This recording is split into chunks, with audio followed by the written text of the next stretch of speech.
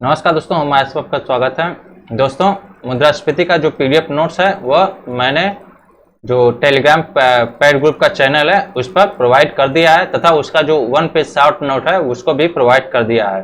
तो चलिए हम लोग अब अपने टॉपिक पर चलते हैं कि आगे हमें क्या भी पढ़ना है। तो जैसा कि भारतीय अर्थव्यवस्था के अंतर्गत हम लोगों ने पहला टॉपिक जो हमारा मुद्रास्फीति था उसको कंप्लीट कर चुके हैं। जो दूसरा टॉपिक है उसके अंतर्गत हम लोग का एक लेक्चर अभी तक हो चुका है। जो दूसरा टॉपिक था वो मौद्रिक नीति था। तो आज जो हमें पढ़ना है, चलिए उसको हम लोग देख लेते हैं।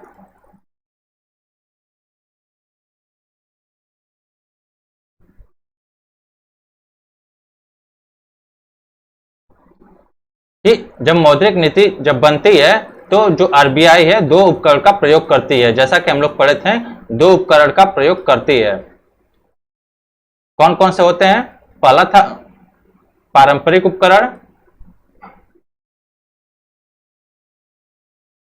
और दूसरा गैर पारंपरिक उपकरण होता है। तो जो पारंपरिक उपकरण है इसके अंतर्गत हम लोग को जो एसएलआर हो गया, सीआरआर हो गया, रेपो हो गया, बैंक हो गया, बैंक दर वगैरह वगैरह जितने भी हैं सारी चीजें हम लोग को पढ़नी है। इसके अंतर्गत भी हम लोग पारंपरिक उपकरण के अंतर्गत भी देखेंगे कि इसमें दो प्रकार के उपकरण आते हैं। जो पहला उपकरण वो होता है मात्रात्मक और दूसरा गुणात्मक होता है। तो अब यहाँ पर क्वेश्चन ये उठता है कि आखिर अगर हमें इन्हें पढ़ना है और अच्छे तरीके से समझना है तो उसके पहले आखिर हमें क्या पढ़ना चाहिए ताकि जो हमारी एनसीईआरटी है वो भी कंप्लीट हो जाए। तो उसके पहले आपको एक चीज पढ़ना है, वो चीज ये है कि बैंकों की देयता। क्योंकि ये जो उपकरण है इनको अगर आपको अच्छे तरीके से समझना है तो हमें पहले जो बैंकों की देयता है उसको समझना पड़ेगा कि आखिर बैंकों की देयता होती क्या है। तो चलिए देखते हैं बैंकों की देयता होती क्या है।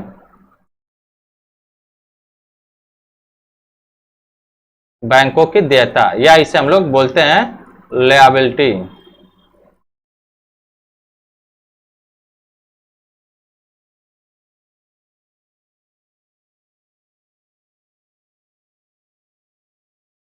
ये जो बैंकों की देयता होती है ये दो प्रकार की होती है। एक होती है डिमांड या एक होती है सावधि। इसको हम लोग टर्म बोलते हैं, डिमांड लियाबिलिटी या टर्म लियाबिलिटी। तो बैंकों की देयता होती क्या है? अब बैंकों की देयता समझने के लिए हमें एक चीज समझना पड़ेगा कि जैसे जो मान लीजिए कोई बैंक ए है, मान लीजिए ये एसबीआई है। तो यहाँ पर एक्स वाई जेड बहुत सारे कस्टमर होते हैं। अब मान लीजिए जो एक्स है उसने 100 रुपया जमा किया है, जो वाई है ये 200 रुपया जमा किया है और जेड 300 रुपये जमा किया है। तो यहां पर हमें छोटे से फिगर में समझना पड़ेगा। वो फिगर ये होगा कि मैंने आपको बताया कि एसबीआई है, उसके 3 कस्टमर हैं, एक्स, वाई और जेड। अब एक्स क्या किया? एक्स ने 100 रुपये जमा किया, वाई ने 200 रुपये जमा किया और जेड ने 300 जमा किया। इन तीनों का टोटल कितना हुआ? 3 2 5 1 600। मतलब मान लीजिए एसबीआई है, उसके पास जो उसके सारे कस्टमर है, पूरे भारत में जो कस्टमर है वह केवल 3 कस्टमर। एक सपोज किए कि भारत में उसके केवल 3 कस्टमर हैं और इन तीनों कस्टमर ने मिलकर 600 रुपया जमा किया है। तो यह क्या हुआ? यही हो गई बैंकों की देयता। बैंकों की देयता मतलब या एसबीआई की देयता। मतलब बैंक जिस राशि पर अपना कारोबार करते हैं, जैसे एक्स वाई जेड इन तीनों ने क्या किया है, वो राशि जो उनको प्रोवाइड किया था, बैंक जिस राशि पर अपना कारोबार करते हैं वही क्या कहलाती है? बैंकों की देयता कहलाती है। अब इसमें क्या होता है, मान लीजिए बैंक ने क्या किया, किसी को जेड हो गया, मान लीजिए ए कोई एक कस्टमर है, बैंक ने क्या किया, एसबीआई ने इस ए को 100 रुपये का ऋण दे दिया। इस ए को 100 रुपए का ऋण दे दिया। तो अब क्या हुआ कि इसको हम लोग क्या बोलेंगे, यह एसेट हो गया, मतलब यह क्या हो गई, बैंकों की परिसंपत्ति हो गई, बैंकों की परिसंपत्ति हो गई। तो ये छोटे छोटे जो पॉइंट है वह हमें इन सारी चीजों को पढ़ने के पहले समझना पड़ेगा, जो उपकरण है, क्योंकि वह जब हम लोग इसको पढ़ लेंगे तो सारे उपकरण जो हैं आपको बहुत ही नॉर्मल सा लगेंगे, आप उसे बहुत ही अच्छे तरीके से समझ जाएंगे। तो ए को क्या किया, मान लीजिए इसे 600 में इसने 100 रुपए का ऋण दे दिया, तो वो क्या हुआ, बैंकों की परिसंपत्ति या उस एसबीआई की परिसंपत्ति हो गई। हालांकि जो अभी 600 रुपया है वो क्या है, ये टोटल जो 600 रुपया वो बैंकों की देयता हो गई। अब हम लोग देखे थे कि जो बैंकों की देयता है उसे दो पार्ट में डिवाइड किया गया। पहला जो था वह मांग देयता और दूसरा जो था उसको हम लोग बोलते हैं सावधि देयता, सावधि देयता। अब मांग देयता क्या होता है कि यह ऐसा जमा राशि होती है, ऐसी जमा राशि होती है जो कस्टमर होते हैं, जो कस्टमर इसे किसी भी टाइम मांग सकते हैं, किसी भी टाइम निकाल सकते हैं, किसी भी टाइम निकाल सकते हैं। लेकिन जो सावधि देयता होती है, आप लोग देखे होंगे कि ये जो मांग देयता होती है, इसमें मान लीजिए इसमें कौन कौन सा आएंगे, करंट अकाउंट हो जाएगा, करंट अकाउंट और सेविंग अकाउंट। आप लोग जब एटीएम में जाते होंगे तो आपके पास दो ऑप्शन आता होगा, एक करंट अकाउंट का, एक सेविंग अकाउंट का।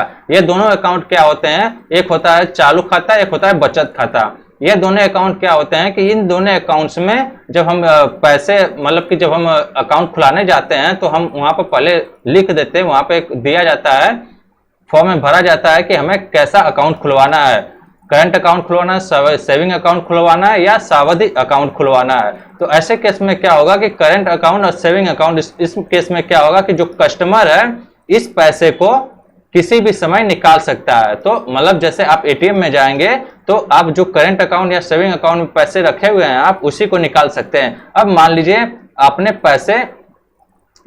आपने पैसे सावधि देयता के अंतर्गत 1 साल के लिए फिक्स कर दिया, 1 साल के लिए फिक्स कर दिया। तो ऐसे केस में क्या होगा कि आप उस पैसे को ना करंट अकाउंट के तहत निकाल सकते हैं ना सेविंग अकाउंट के तहत निकाल सकते हैं। मतलब उस पैसे को जो आपने 100 रुपये जमा किया है सावधि देयता के अंतर्गत उस बैंक में, वह 1 साल के लिए फिक्स हो गया। अब उसे आप कब निकाल सकते हैं, जब वह परिपक्व हो जाएगी, परिपक्व होने की स्थिति के बाद ही उसे आप निकाल सकते हैं।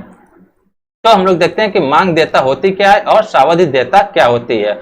इन दोनों को ही मिलाकर जो बोला जाता है कि यह जो मांग देयता और सावधि देयता होती है, इन्हीं दोनों को मिलाकर इन दोनों को जो बैंकों की शुद्ध देयता होती है, बैंकों की शुद्ध या निवल या कुल देयता, कुल देयता, इन दोनों को मिलाकर यह क्या, मतलब यह क्या हो जाएगा, ये जो मांग देयता हो गई, मांग देयता जिसको हम लोग बोलते हैं डिमांड, और प्लस सावधि देयता जिसको हम लोग बोलते हैं टर्म, सावधि। इन दोनों को मिलाकर ही शुद्ध या निवल या कुल देयता बोला जाता है। तो ये एक छोटा सा, मतलब कि जो हमें उपकरण पढ़ना है उसके पहले ये छोटा सा एक समझ लीजिए कि टॉपिक ही है, जो कोई भी टीचर आपको नहीं पढ़ाएगा इसको, क्योंकि आप उसे समझ नहीं पाते हैं या फिर वो समझाना नहीं चाहता है। तो फिर चलिए हम लोग अपने उपकरण पर पहुंचते हैं कि हमें क्या उपकरण के अंतर्गत अब क्या पढ़ना है। तो हमारा पहला जो उपकरण था वह था पारंपरिक उपकरण, पारंपरिक उपकरण। इसके अंतर्गत जो हम पहला पढ़ेंगे वो होगा हमारा मात्रात्मक उपकरण, मात्रात्मक उपकरण होगा। अब मात्रात्मक उपकरण के अंतर्गत भी हमें बहुत सारे उपकरण, जो हमारी जो नीतियों के अंतर्गत जो हम बहुत सारे ऐसे रेट होते हैं जो लगाते हैं, उन सारे रेट को हमें पढ़ना है। तो जो पहला रेट हम लोग पढ़ेंगे, जो उस नीति के अंतर्गत जो हम पहली रेट लगाते हैं, जो दरें लगाते हैं, वो क्या होती हैं, तो वो हम लोग देखेंगे। पहला होगा हमारा आरक्षी अनुपात, आरक्षी अनुपात। अब आरक्षी अनुपात के अंतर्गत हम लोग को दो चीजें पढ़नी है।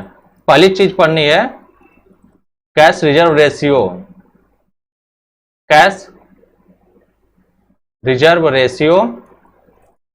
दूसरी चीज हमें पढ़नी है SLR, मतलब स्टैट्यूटरी लिक्विडिटी रेशियो। जो SLR होता है उसको हम लोग बोलते हैं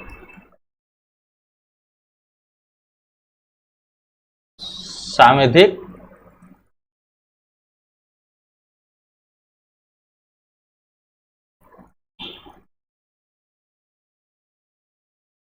तरलता अनुपात, तरलता अनुपात। कैश रिजर्व को हम लोग बोलते हैं नगद आरक्षी अनुपात। तो इन दोनों चीजों को हमें पहले डिस्कस कर लेना है, पहले देख लेना कि आखिर ये होते क्या हैं। तो पहले में हम लोग चलते हैं कैश रिजर्व रेशियो। उसके पहले हम एक कि ये आरक्षी अनुपात आखिर होता क्या है, क्योंकि आरक्षी अनुपात एक ऐसा अनुपात होता है जिसके तहत मान लीजिए हमारा जो हम मान लीजिए अगर 100 रुपए बैंक में जमा किए हैं तो इस आरक्षी अनुपात के तहत ही वह 100 रुपए हमारा सेफ पड़ा रहता है। ऐसा भी हो सकता है किसी बैंक में अगर हम जमा करें तो वो बैंक मान लीजिए फ्रॉड हो गई या फिर वो बैंक भाग गया लेकर, तो ऐसे केस में क्या होता है RBI आरक्षी अनुपात निकाली रहती है, ताकि इसमें क्या होता है कि यह जो उपभोक्ता होता है उसके जो इंटरेस्ट होते हैं, जो उसका अधिकार होता है, उसको वह बनाए रखती है कि आपके जो पैसे हैं वह सेफ पड़े हुए हैं, आपको कुछ परसेंटेज काट कर आपके पैसे वापस कर दिए जाएंगे। ऐसे केस में आरक्षी अनुपात में आप देखेंगे कि जो RBI होती है, RBI क्या करती है बैंकों से कुछ पैसे अपने पास लेकर रख लेती है, ताकि जो उपभोक्ता होते हैं उनके अधिकार का हनन ना हो, बैंक फ्रॉड न कर सके उनके साथ या वह लेकर भाग न सके। या ये भी बोल सकते हैं कि यह बैंकिंग क्षेत्र में जो उपभोक्ताओं को सुरक्षा प्रदान करती है वह इसी के तहत सुरक्षा प्रदान करती है। तो पहला हम लोग चलते हैं, देखते हैं जो आरक्षी अनुपात में जो हमारा पहला टॉपिक है CRR, आखिर वो होता क्या है। तो हम लोग चलते हैं, देखते हैं CRR।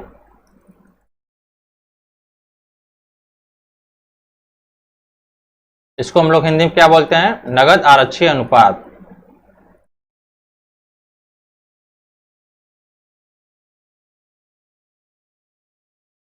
तो पहले इसका हम लोग थोड़ा सा डिफिनेशन देख लेते हैं आखिर ये होता क्या है।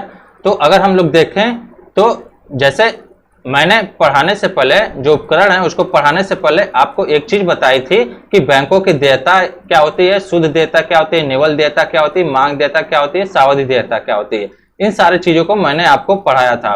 उसके पीछे जो पढ़ाया था उसके पीछे का रीजन यही था कि ये सारी चीजें जो जितने उपकरण आपको पढ़ाए जाएंगे कहीं ना कहीं उससे बहुत ज्यादा ही इंटरलिंक होते हैं, उसी के माध्यम से सब होता है। तो अब देखेंगे कि CRR क्या होता है। जो RBI होती है, RBI होती है वह जो बैंकों की बैंक के जो शुद्ध देयता होते हैं, शुद्ध देयता, इनके ये बैंकों के जो शुद्ध देयता होती है, मतलब यहां पर क्या हुआ, जो कुल जमा राशि होती है, कुल जमा राशि,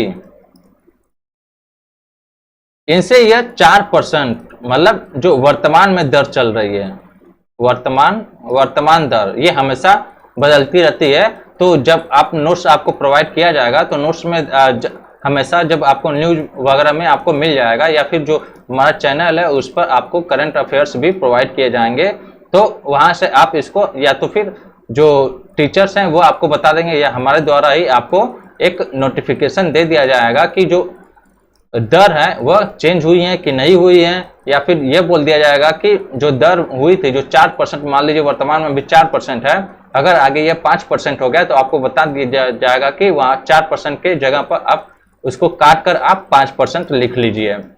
तो जो वर्तमान दर है वो 4% है। तो RBI क्या करती है कि इस जो नगद आरक्षी अनुपात है इसके माध्यम से जो बैंक के शुद्ध देयता होती है, मतलब जो बैंकों के पास कुल जमा राशि होती है उसमें से 4% जो हिस्सा होता है, उसमें से जो 4% हिस्सा होता है RBI अपने पास रख लेती है, RBI अपने पास रख लेती है।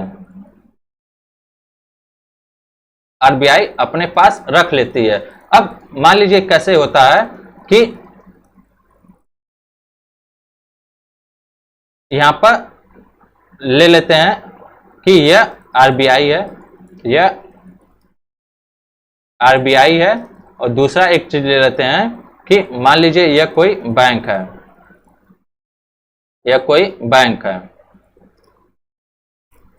है, इसने एक्स वाई जेड के तहत इसने मान लीजिए 100 रुपए इसने जमा किया। मतलब कि इसके जो तीनों कस्टमर थे, जो तीनों कस्टमर एक्स वाई जेड, मान लीजिए कोई इसके जो कोई बैंक है, मान लीजिए यूनियन बैंक ही है, उसके पास केवल 3 कस्टमर है। उन तीनों कस्टमर ने टोटल एक्स वाई जेड ने 100 रुपए जमा किया है। तो अब क्या हो गई, वो क्या हो गया कि बैंकों के वो जो यूबीआई हो गया उसकी शुद्ध देयता हो गई, मतलब कुल जमा राशि हो गई। तो ऐसे केस में क्या होगा कि यह अब इन 100 रुपए में 4%, मतलब 4 रुपए, 4 रुपए क्या करेंगे कि आरबीआई के पास जमा रखेंगे, मतलब आरबीआई के पास वह 4 रुपए जमा हो जाएगा। अब इसीलिए बोला जाता है कि जो ये आरक्षी अनुपात, जो रिजर्व रेशियो है, वह जो उपभोक्ता होते हैं उनको सुरक्षा प्रदान करती है, जो बैंकिंग क्षेत्र से उनको सुरक्षा प्रदान किया जाता है। तो अब ऐसे में क्या होगा कि आरबीआई ये 4 रुपए या 4% के हिसाब से वह पैसे आरबीआई के पास जमा हो जाते हैं। हालांकि यहाँ पर मैं छोटा फिगर, मैं हमेशा आपको बोल रहा हूँ कि पूरे इकोनॉमी में मैं आपको छोटा फिगर से ही समझाऊंगा ताकि आपको अच्छे से समझ में आ जाए। तो 100 रुपये उसका कुल देता हुआ, जो शुद्ध देता है उसकी बैंक की, वो 100 रुपये हुई। लेकिन 4 रुपये, हालांकि ये जो नगद आरक्षी अनुपात है सीआरआर, इसके तहत 4% की जो दर तय की गई है उसके तहत देखा जाए तो 4 रुपए उसमें से निकला। अब 4 रुपए में क्या हुई है, 4 रुपए क्या हुआ कि आरबीआई के पास जमा कर दिया जाता है। अब ऐसे में क्या होता है कि यह 4 रुपए जो होता है, 4 रुपए, इस 4 रुपए के क्या होता है कि मान लीजिए इस 4 रुपए का क्योंकि यह जो इसमें पहले ही मैंने बताया था कि यह जो क्या होता है, उपभोक्ता को जो सुरक्षा प्रदान करता है बैंकिंग क्षेत्र से, उसके लिए इसको लाया गया है। तो इस 4 रुपए का प्रयोग क्या होता है, इसका प्रयोग ना ही आरबीआई कर सकती है और ना ही बैंक कर सकते हैं। मतलब इस 4 रुपए का प्रयोग आरबीआई के पास चला गया। अब आरबीआई सोचे कि हम किसी को ऋण दे दें या फिर कुछ, क्योंकि आरबीआई भी ऋण प्रदान करता है, ये हम लोग आगे देखेंगे। तो आरबीआई क्या करेगा कि आरबीआई के पास भी वो 4 रुपए जमा हो जाएंगे। मतलब आरबीआई उसका किसी भी प्रकार का प्रयोग नहीं कर सकती है। यह हमेशा पीटी में यह क्वेश्चन बनता रहता है, इसलिए ध्यान से आप पढ़िएगा कि इस 4 रुपए का प्रयोग आरबीआई अपने किसी भी कार्य हेतु नहीं कर सकती है। अब ऐसे में क्या होगा कि मान लीजिए यहां पर एक एग्जांपल से समझाते हैं कि ए कोई व्यक्ति है, उसके पास एक गोलक है, उसके पास एक गोलक है, उसके पास एक गोलक है। यह 100 रुपए रोज कमाता है, जिसमें से इसने क्या किया है कि 4 रुपए इसमें डाल दिया, इसने इसमें से 4 रुपए डाल दिया। अब बाकी का ये 96 रुपए क्या करेगा,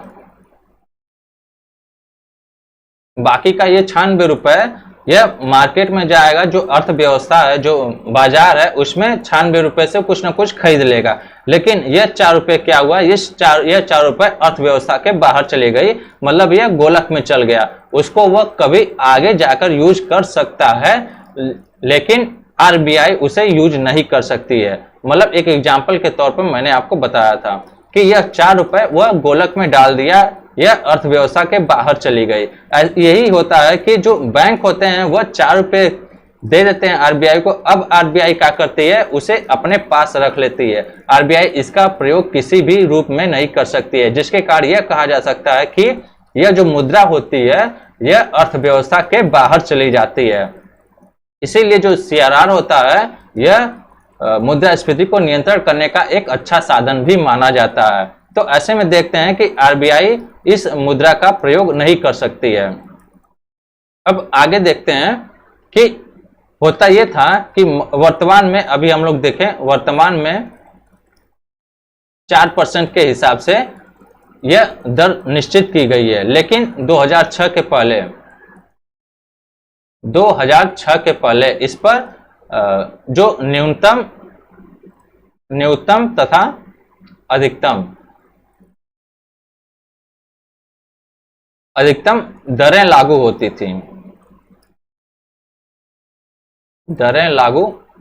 होती थी। यह 2006 के पहले नहीं था, यह अभी हाल फिलहाल में का ही था। तो वर्तमान में ये जैसे 4% है, इस पर न्यूनतम तथा अधिकतम दरें जो पहले लागू होती थी। लेकिन क्या हुआ कि आरबीआई संशोधन अधिनियम 2006, इसके तहत क्या किया गया कि जो यह न्यूनतम तथा अधिकतम दर थी, इन दोनों को समाप्त कर दिया गया। मतलब कि न्यूनतम तथा अधिकतम दर में क्या थी, इन दोनों में क्या था कि जो न्यूनतम दर है वह 3% रहेगा, जो अधिकतम दर है वह 15% रहेगा। मतलब जो सीआरआर की दर है वह 15% से ज्यादा आप नहीं कर सकते हैं, यह कानून बना था। और जो न्यूनतम दर है वह 3% से कम नहीं कर सकते हैं। तो ऐसे केस में क्या होता था, फिर इसको क्या कि जो आरबीआई का संशोधन हुआ, आरबीआई संशोधन अधिनियम 2006 के तहत इन दोनों दरों को समाप्त कर दिया गया कि मतलब आप न्यूनतम कितना भी कर सकते हैं और अधिकतम कितना भी कर सकते हैं। और वर्तमान में इसकी दर क्या है, 4% है। यह जब भी आप न्यूज़पेपर पढ़ें तो इसके बारे में हमेशा ध्यान रखिएगा, क्योंकि यह पीटी में हमेशा क्वेश्चन पूछता है। अब इसकी गणना कैसे की जाती है, तो पीटी का एक क्वेश्चन कि इसकी गणना कैसे की जाती है, तो आप देखेंगे कि इसकी गणना हर 14वें दिन पाक्षिक तौर पर की जाती है। अब इसका मतलब क्या हुआ, जैसे जो ए है, एसबीआई है, इसकी मान लीजिए कुल जमा राशि, कुल देयता या शुद्ध देयता जो हम लोग बोलते हैं, यह मान लीजिए 100 रुपए थी। अब क्या हुआ कि 14 दिन बाद यही जो राशि है वह 200 रुपए हो गई, मतलब कुछ कस्टमर इसके पास जुट गए। तो ऐसे केस में क्या होगा कि अब 4% इस 200 रुपये में निकाला जाएगा। तो अब इस 200 रुपये में 4% जब निकालेंगे तो हम लोग देखेंगे कि जब 100 रुपये थी तब उसको 4 रुपये देना पड़ रहा था, लेकिन अब 200 रुपये 14 दिन के बाद क्या हो गई कि 200 रुपये उसकी जमा राशि हो गई, मतलब कुछ कस्टमर उसके पास और बढ़ गए। तो ऐसे केस में क्या होगा कि अब उसे 8 रुपये देना पड़ेगा। मतलब अब आरबीआई को उसे हर 14 दिन बाद इसीलिए गणना की जाती है कि अगर उसकी जमा राशि बढ़ी है तो उस हिसाब से 4% के हिसाब से उसको पैसे वहां पर देने पड़ेंगे। अगर मान लीजिए कम हुई है तो भी उसी 4% के हिसाब से उसे कम पैसे देने पड़ेंगे। तो इस तरह हम देखते हैं कि ये जो सीआरआर होती है वह क्या होती है।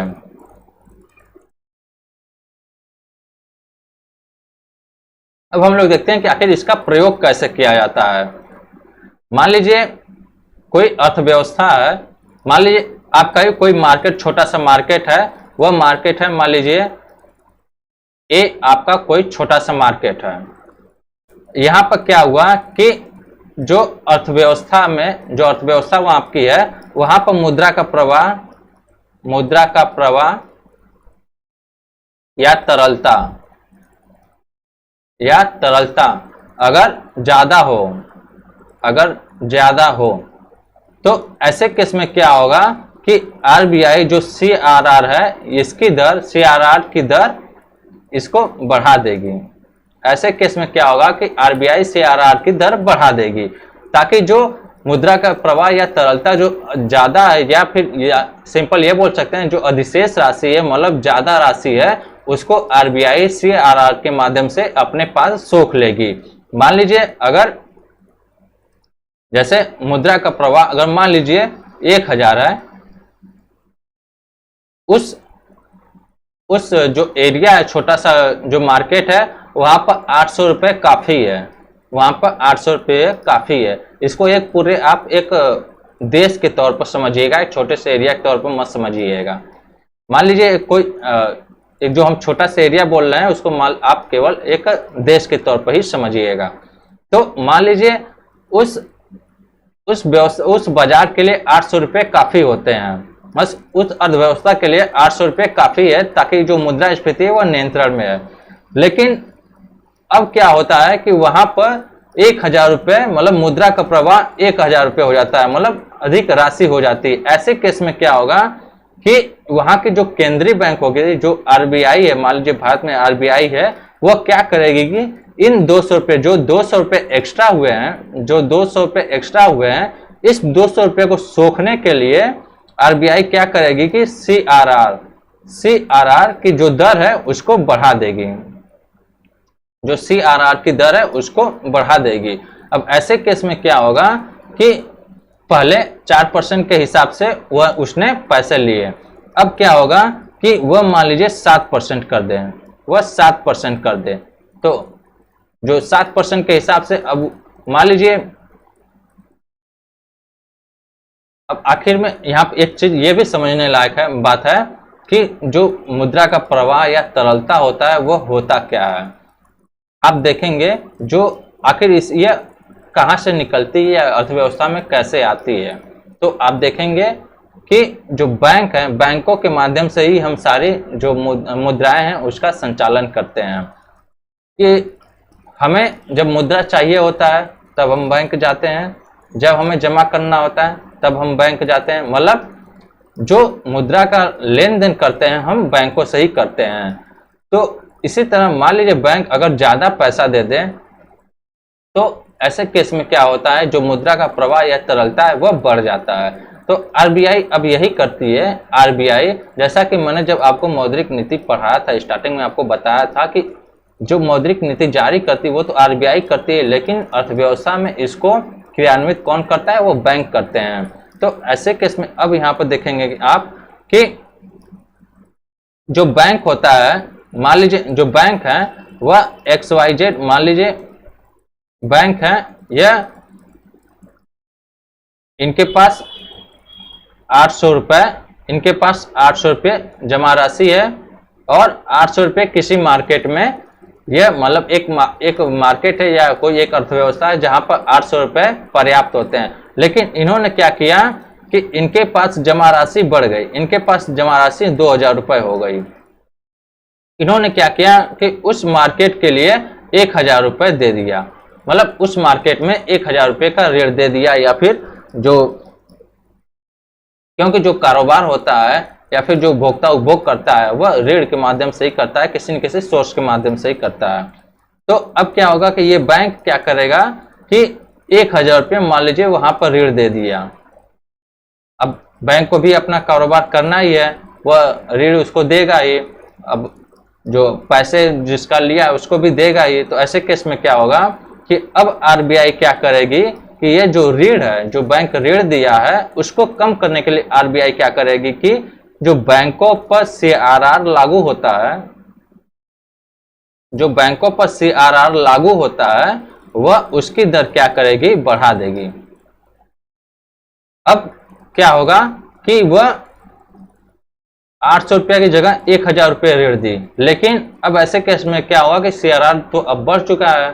तो अब ऐसे केस में क्या होगा कि इस बढ़े हुए सीआरआर मतलब इतने पैसे आपको आरबीआई के पास रखने ही हैं। तो ऐसे केस में क्या होगा कि आरबीआई जो बैंक होंगे वह 1000 की जगह अब 800 रुपये ही देंगे, क्योंकि बाकी के जो 200 रुपये बचे हुए हैं वह सीआरआर को बढ़ाकर, मतलब इसकी दर को बढ़ाकर आरबीआई अपने पास उस पैसे को सोख ली, अपने पास उस पैसे को सोख ली। इसीलिए बोला जाता है कि यह जो सीआरआर होता है यह मौद्रिक नीति का एक अच्छा उपकरण माना जाता है। अब मान लीजिए कि अर्थव्यवस्था में जो तरलता है या फिर मुद्रा का प्रवाह है, मान लीजिए वह कम है, वह कम है। तो ऐसे केस में क्या होगा कि जैसे अगर तरलता मुद्रा का प्रवाह ज्यादा था तो आरबीआई ने क्या किया था कि जो अधिशेष राशि जो अर्थव्यवस्था में उसको वह सीआरआर को बढ़ाकर सोख लेती है। लेकिन जब कम है तो ऐसे केस में क्या होगा कि आरबीआई जो सीआरआर की दर है उसको कम कर देगी, ताकि जो मुद्रा है वो ज्यादा से ज्यादा बैंकों के पास आए। अब जब मुद्रा बैंकों के पास ज्यादा से ज्यादा आएगी तो ऐसे केस में क्या होगा कि बैंक भी ज्यादा से ज्यादा मुद्रा ऋण के रूप में उपभोक्ता को पहुंचाएंगे। अब जब उपभोक्ता के पास वो मुद्रा पहुंचेगी तो ऐसे केस में क्या होगा कि जो मार्केट है जहां पर तरलता कम है, वो वहां पर जो मुद्रा है, मुद्रा का प्रवाह है, वहां पर वो अपने आप ज्यादा हो जाएगा, क्योंकि बैंक क्या करते हैं, वो ज्यादा से ज्यादा अब ऋण जो उपभोक्ता है उसको प्रोवाइड कर रहे हैं। तो यही बोला जाता है कि आखिर मुद्रा का प्रवाह या तरलता है, अगर वो कम होती है तो सीआरआर कैसे प्रयोग किया जाता है, अगर वो ज्यादा होती है तो सीआरआर कैसे प्रयोग किया जाता है। तो इस तरह हम लोग देखें कि आखिर सीआरआर होता क्या। अब दूसरा हम लोग देखते हैं एसएलआर क्या होता है आखिर।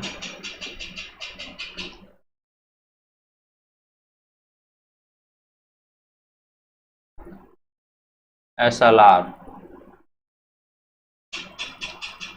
स्टेट टू लिक्विडिटी रेशियो, इसको हम लोग हिंदी में बोलते हैं सांविधिक तरलता अनुपात।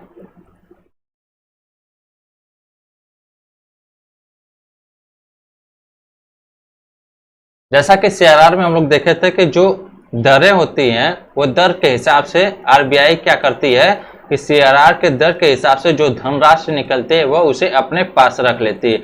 लेकिन एसएलआर में ऐसा नहीं होता। इसमें यह होता है कि जो एसएलआर में जो दर होती है, मान लीजिए अभी वर्तमान समय में जो दर चल रहा है वो 18% चल रहा है, तो बैंकों को ये जो पैसे 18% के हिसाब से जो पैसे है वो आरबीआई के पास नहीं रखना पड़ता है, बैंक इसे अपने पास ही रखते हैं, अपने पास रखते हैं। अब इस 18 रुपए का 18% का कैसे वो रख सकते हैं। मान लीजिए कोई बैंक ए है, कोई बैंक ए है, यह बैंक मान लीजिए इसके पास 100 रुपए की टोटल शुद्ध देयता है। शुद्ध देयता क्या होता है आप लोग जानते होंगे, 100 रुपए के इसके पास टोटल शुद्ध देयता है, तो इसको जो एसएलआर है उसके अंतर्गत 18 रुपए रखना पड़ेगा। अब 18 रुपए में क्या रखना पड़ेगा, इसके लिए नियम यह है कि यह इस 18 रुपए को या तो नगद रख सकता है या सोना में रख सकता है, मतलब सोना खरीद कर रख सकता है, या फिर सरकारी प्रतिभूतियां खरीद कर रख सकता है, सरकारी प्रतिभूतियां खरीद कर रख सकता है। सरकारी प्रतिभूतियां होती क्या है, पहले जो जारी होती थी एक कागज के तौर पर जारी होती थी। सरकारी प्रतिभूतियों को अगर हम लोग आप एक एग्जांपल के तौर पर देखें तो जो किसान विकास पत्र होते हैं, किसान विकास पत्र हो गया, वह भी एक सरकारी प्रतिभूति है, मतलब एक कागज होती थी जिसके हिसाब से जो मतलब जो सरकारें होती थी वह एक कागज जारी करती थी कि यह कागज जो है इतने मूल्य का है, इस पर आप इस कागज को खरीदेंगे तो आपको इतने % का ब्याज आपको अदा किया जाएगा। मतलब वहां पर जो मूल्य है वह कागज की होती है। तो यही होती है सरकारी प्रतिभूति, मतलब एक कागज तौर के होती थी। लेकिन अब क्या है, जो सरकारी प्रतिभूतियां हैं वह अब ये डिजिटल कर दी गई हैं, मतलब यह एक अलग प्लेटफॉर्म से अब इसको निकाला जाता है। वो प्लेटफॉर्म क्या है, ई कुबेर। यहाँ पर सरकारी जो प्रतिभूतियां होती हैं उसकी खरीद बिक्री की जाती है। यह प्रतिभूतियां क्या होती हैं, बिल तथा बांड 2 रुपए में पाई जाती हैं। तो इसमें बोला गया है कि जो 18% का दर होगा वह 18% आप नगद सोना, वह 18% आप नगद सोना या सरकारी प्रतिभूतियां में रख सकते हैं, या तो फिर आप इन तीनों का सम्मिलित रूप भी रख सकते हैं, मतलब नगद सोना सरकारी प्रतिभूति। मान लीजिए 18 रुपए है तो 6 रुपए का, मान लीजिए 6 रुपए का आप नगद खरीद लिए, 6 रुपए का आप सोना खरीद लिए, 6 रुपए का आप प्रतिभूतियां खरीद लिए, या फिर आप मान लीजिए 18 रुपए का नगद ही रख लिए या फिर 18 रुपए का सोना ही खरीद लिए, मतलब ऐसा कुछ नहीं है। लेकिन आपको यह 18 रुपए इन तीनों के फॉर्म में रखना ही पड़ेगा।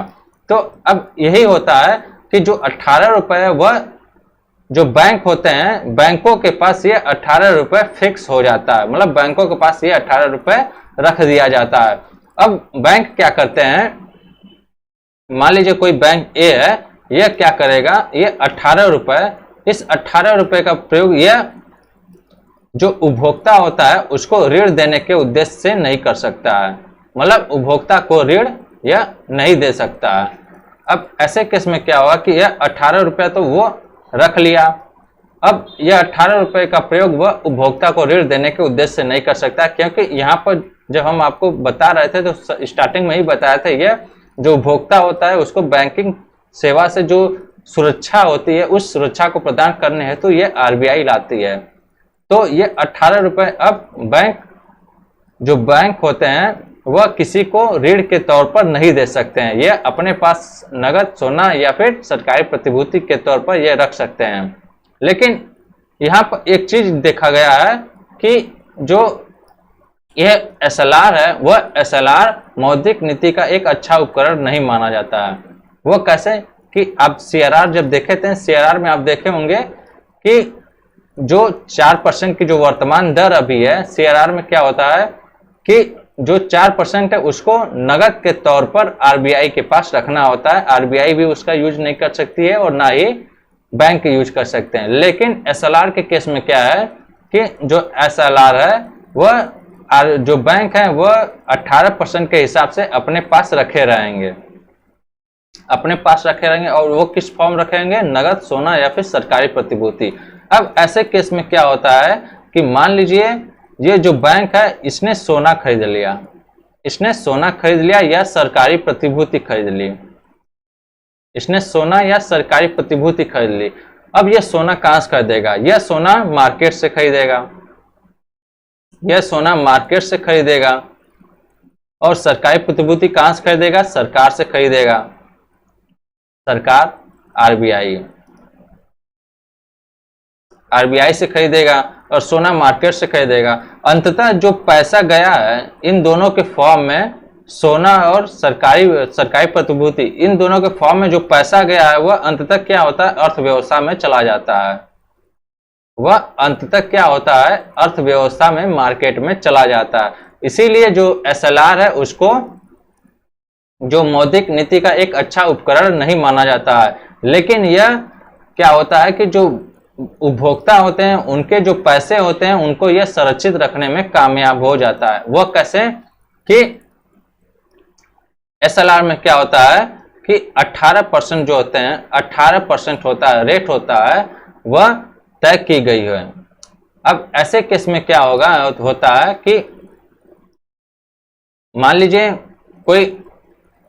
लीजिए जो अर्थव्यवस्था है, मान लीजिए कोई मार्केट है, बाजार है, कोई मार्केट है, बाजार है, इस एग्जांपल से नहीं देखते, हम लोग दूसरा एग्जांपल देख लेते हैं।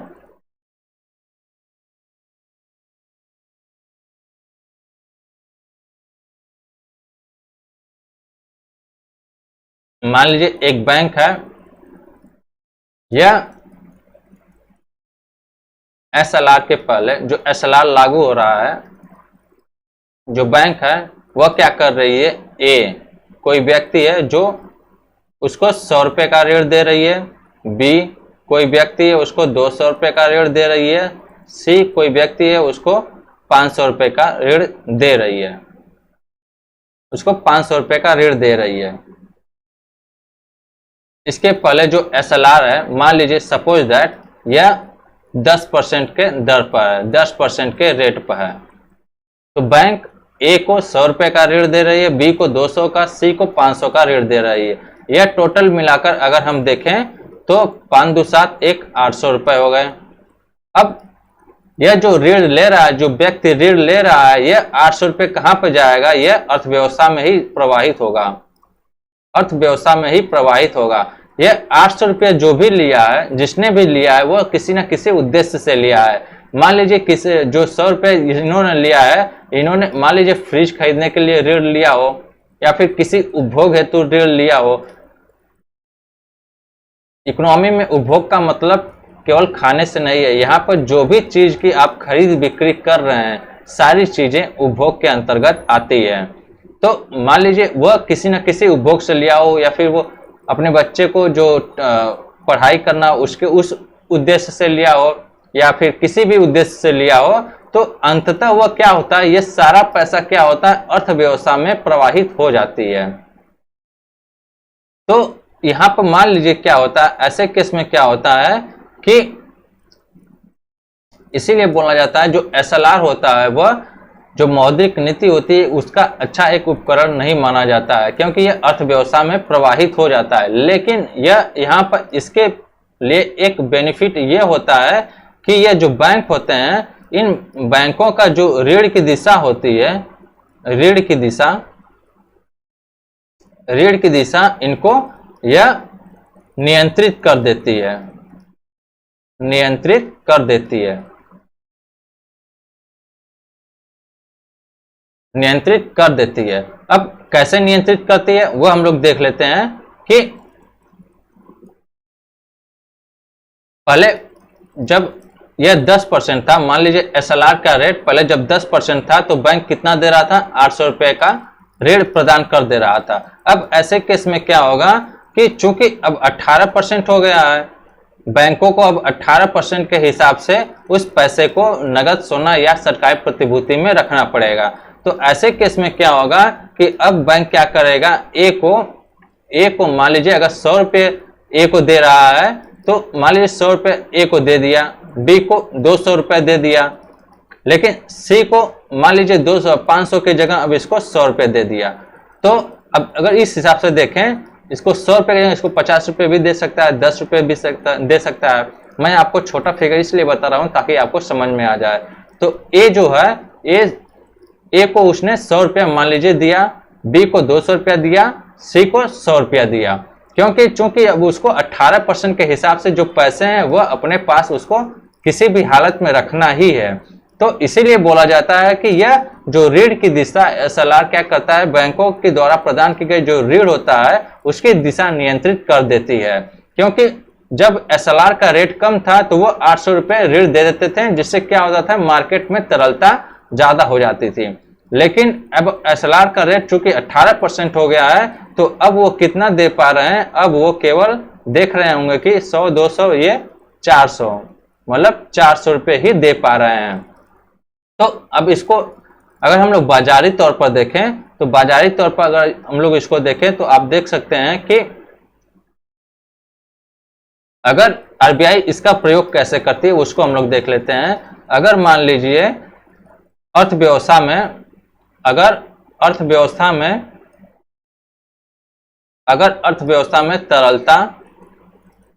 तरलता या प्रवाह ज्यादा हो, अगर अर्थव्यवस्था में तरलता या प्रवाह ज्यादा हो, मतलब मुद्रा का प्रवाह ज्यादा हो। अब यहाँ पर आप अगर आप थोड़ा सा दिमाग लगाएंगे तो सोच सकते हैं यह कैसे ज्यादा होता है। तो जो बैंक होते हैं, बैंक अगर मान लीजिए ज्यादा से ज्यादा अगर ऋण प्रदान कर रहे हैं तो यह सबसे बड़ा कारण होता है कि जो तरलता या मुद्रा का प्रवाह होता है वह ज्यादा हो जाता है, क्योंकि उपभोक्ता के पास उपभोग करने के लिए उसके पास ज्यादा पैसे आ जाते हैं। हालांकि उसको जो पैसे देने बाद में देने होंगे, लेकिन जो अभी वर्तमान समय के लिए उसके पास उपभोग के लिए ज्यादा पैसे हो जाता है। तो ऐसे केस में क्या होता है कि जो आरबीआई है वह एसएलआर की मात्रा को, अगर जो तरलता प्रवाह ज्यादा हो तो एसएलआर की मात्रा को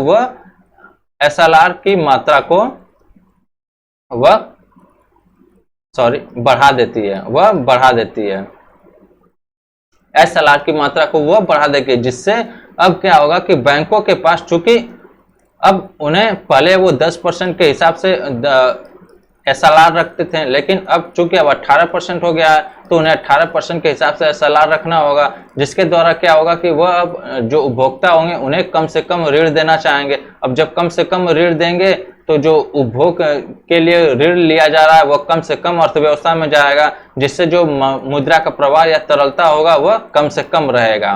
तो अब ऐसे केस में यही होता है कि जो एसएलआर होते हैं उसकी मात्रा बढ़ा दी जाती है, ताकि जो बैंक हैं वो कम से कम ऋण दें और उपभोक्ता का उपभोग कम से कम हो। अगर मान लीजिए दूसरे केस में अगर यही तरलता या प्रवाह कम हो, प्रवाह या तरलता प्रवाह या तरलता कम हो, तो ऐसे केस में क्या होगा कि जो एसएलआर है, एसएलआर को कम कर देगी। आरबीआई यहाँ पर एसएलआर की मात्रा को कम कर देती है। जब एसएलआर की मात्रा को कम कर देती है तो जब बैंक होते हैं बैंकों के पास अधिक राशि बचती है, अधिक राशि बचती है। तो बैंकों के पास जब अधिक राशि बचेगी तो बैंक अब क्या करेंगे कि चूंकि किसी के भी पास, अगर जो बिजनेसमैन है, बिजनेसमैन अपने पास पैसा हमेशा वो रखता नहीं है, वह किसी न किसी यूज के लिए, किसी न किसी चीज के लिए वह उसका प्रयोग करता ही है, क्योंकि उसे उसको अपना कारोबार हमेशा बनाए रखना होता है। तो इसी तरह बैंक भी कारोबार करते हैं। अब बैंक क्या करेंगे कि चूंकि जब ज्यादा था, जो एसएलआर की मात्रा ज्यादा थी, ऐसे केस में क्या होता था, उनको हानि होती थी। तो बैंक क्या करते थे कि ज्यादा से ज्यादा ब्याज, जो दर है, ब्याज की दरें वो बढ़ा देती थी, जिससे उपभोक्ता क्या होता था कि वह ऋण लेने में अब कोताही करने लगता था। इसीलिए आप देखे होंगे कि जो ए था वो 100 रुपया लिया, बी 200 रुपया लिया, सी जो कभी 500 लेता था वो अब केवल, जो कभी 800 लेता था वो केवल अब 200 या 300 रुपया लिया। तो इस तरह हम देखते हैं जो बैंकों के पास अधिक राशि बचती है, जब अधिक राशि बचेगी तो चूंकि उसे अब लाभ कमाना है, उसको अपना कारोबार करना है, तो ऐसे केस में क्या होगा कि वह ज्यादा से ज्यादा ऋण प्रवाहित करेगा, ज्यादा से ज्यादा ऋण उपभोक्ता को प्रदान करेगा, वो भी कम ब्याज दर पर उपभोक्ता को ज्यादा से ज्यादा ऋण प्रोवाइड करेगा, जिससे क्या होगा कि जो मुद्रा का प्रवाह है या तरलता है, वह फिर से अर्थव्यवस्था में फिर से पनप जाएगी। जब अर्थव्यवस्था में मुद्रा का प्रवाह, तरलता पनप जाएगा तो जो मांग है वह अपने आप सुनिश्चित हो जाती है। जब मांग सुनिश्चित हो जाएगी तो फिर आर्थिक समृद्धि भी उसी से बन जाएगी। तो इस तरह हम देखते हैं जो एसएलआर है वह क्या होता है। अब इसमें हम लोग कुछ पीटी के पॉइंट ऑफ व्यू से देख लेते हैं कि इसकी भी गणना हर 14वें दिन की जाती है, हर 14वें दिन इसकी भी गणना की जाती है। तो इस तरह हम देखते हैं कि एसएलआर क्या होता है। अब हम लोग आगे चलते हैं, देखते हैं। अच्छा, जो एसएलआर है उस पर भी जो न्यूनतम तथा अधिकतम जो परिसीमन है वह प्रारंभ में लागू होता था, लेकिन जो आरबीआई अमेंडमेंट एक्ट, जो संशोधन अधिनियम आया था 2006, उसके तहत क्या किया गया कि जो न्यूनतम को समाप्त कर दिया गया, लेकिन अधिकतम अभी भी इसकी 40% दर सुनिश्चित की गई है। मतलब जो 40% है, 40% से ज्यादा जो आरबीआई है एसएलआर की दर नहीं बढ़ा सकती है, इसका मतलब ये हुआ। और इसकी जो गणना है हर 14वें दिन की जाती है। अब यहाँ पर एक चीज आपको समझा दें, अभी भी शायद आपको नहीं समझ में आया होगा कि आखिर ये एसएलआर और सीआरआर की मात्रा कैसे निकाली जाती है, या फिर इसका यूज जो होता है कैसे, अगर हम लोग सिंपल चीज में समझे तो कैसे आखिर इसका हम लोग यूज कर पाएंगे। तो चलिए समझते हैं, सिंपल सा टॉपिक में समझते हैं।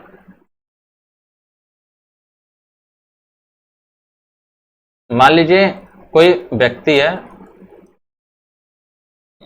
मान लीजिए कोई यह बैंक, मान लीजिए यह कोई बैंक है, यह कोई बैंक है और यह कोई व्यक्ति है।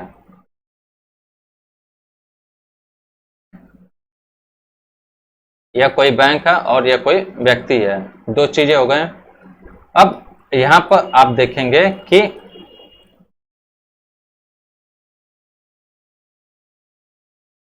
आपको दो चीजें हमको बताना है। वो चीजें ये बताना है कि अगर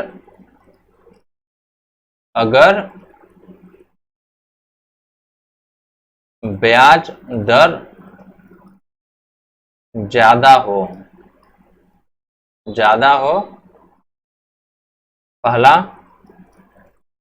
दूसरा, अगर ब्याज दर कम हो। यह दो चीजों को लेकर हम लोग चलेंगे।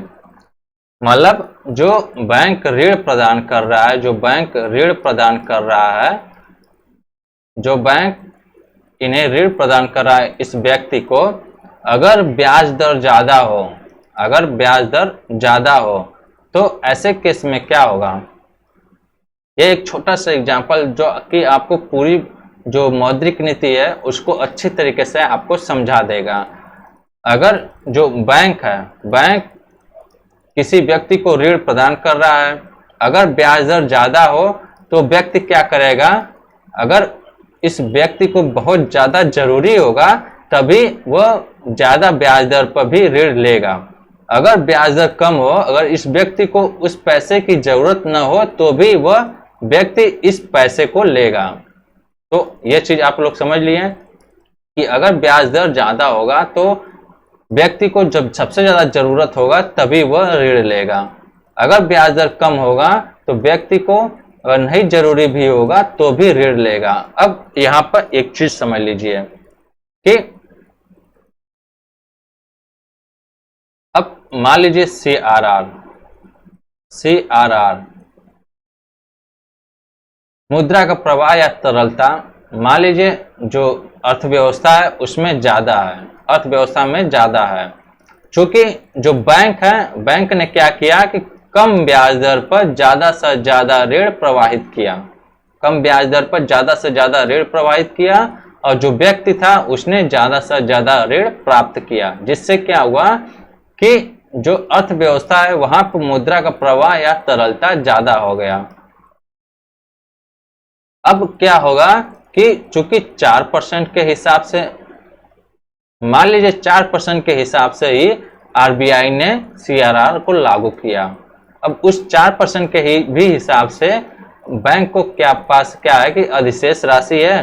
बैंक क्या करेंगे कि वो जो व्यक्ति है उस व्यक्ति को 4%, उस व्यक्ति को ज्यादा से ज्यादा ब्याज, ज्यादा से ज्यादा ऋण कम ब्याज दर पर प्रोवाइड कर देंगे, क्योंकि बैंकों के पास अधिशेष राशि है।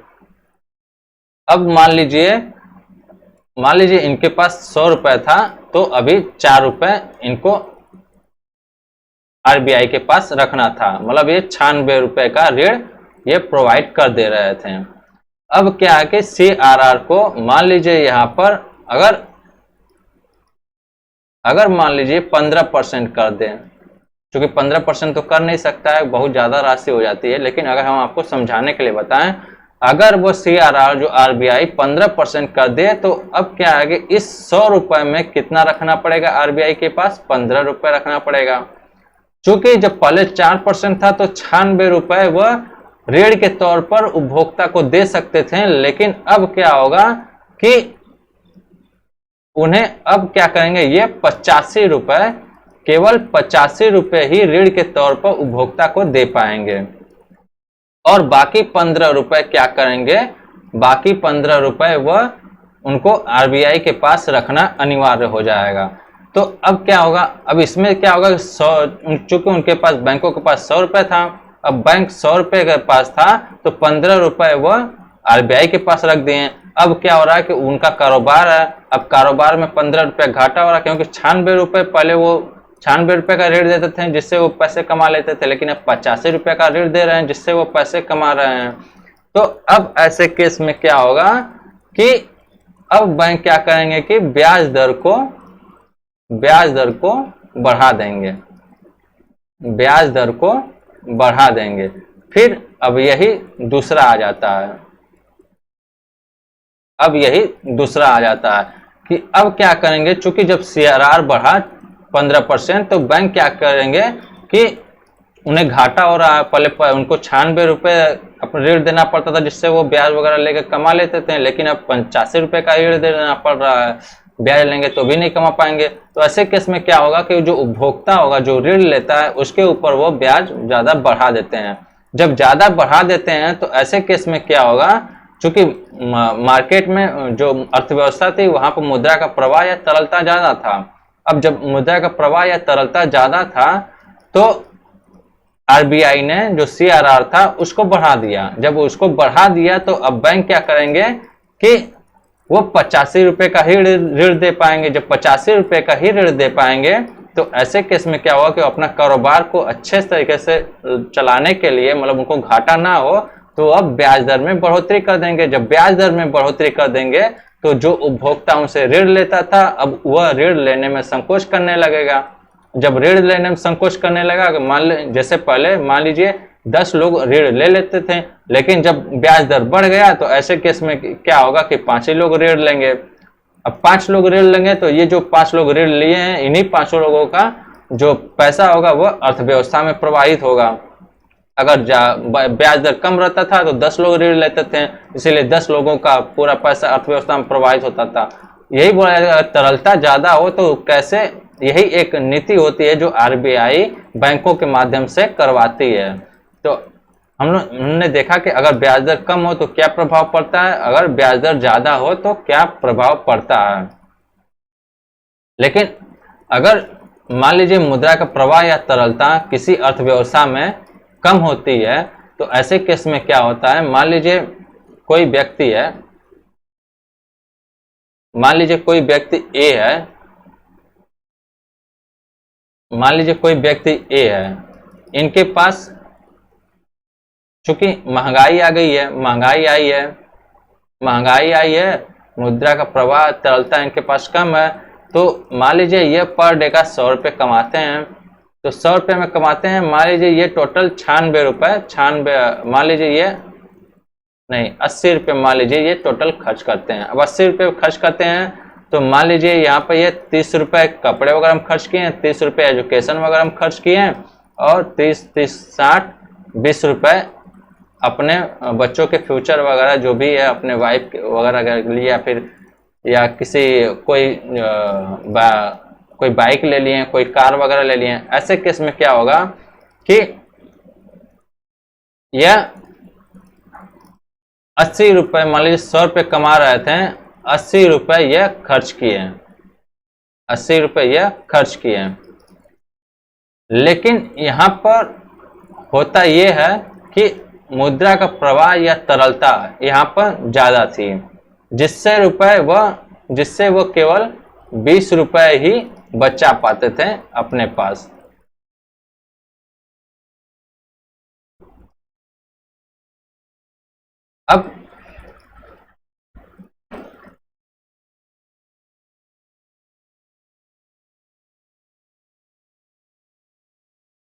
अब हम लोग चलते हैं जो तीसरा है उपकरण, जो मात्रात्मक उपकरण के अंतर्गत ही आता है, जो होता है ओपन मार्केट ऑपरेशन, उसको हम लोग पढ़ेंगे।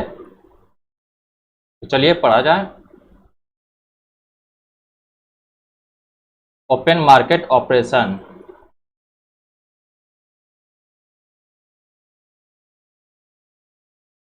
इसको हम लोग बोलते हैं खुली बाजार की प्रतिक्रिया।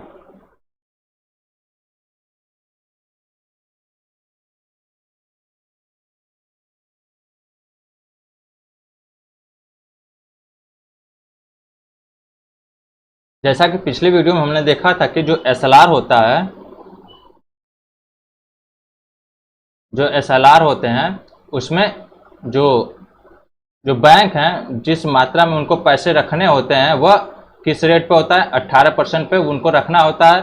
और ये 18% किस रूप में होना चाहिए, नगद में होना चाहिए, प्लस सोना में होना चाहिए, या प्लस सरकारी प्रतिभूति में होना चाहिए। या फिर इन तीनों का एक मिश्रण भी होना चाहिए।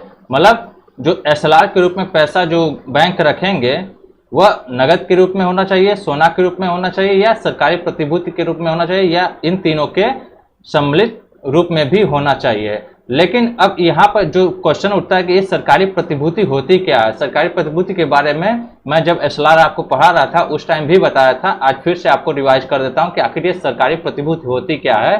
तो इसको जानने के लिए हम देखते हैं कि जो सरकार है, यहाँ पर दो चीजें होती हैं, आरबीआई हो गई, और यहाँ पर सरकार हो गया। सरकार क्या करती है, एक कागज निकालती है, एक कागज निकालती है। लेकिन ये जो व्यवस्था हम बता रहे हैं ये पहले थी। ये कागज निकालती है, इसमें जो मूल्य होता है वो मूल्य इसमें प्रिंट होता है। तो अब क्या होगा, इस कागज को यही सरकार क्या करती है कि इसे आरबीआई को देती है। आरबीआई अब यहाँ क्या करती है, आरबीआई यही कागज बैंकों को देती है।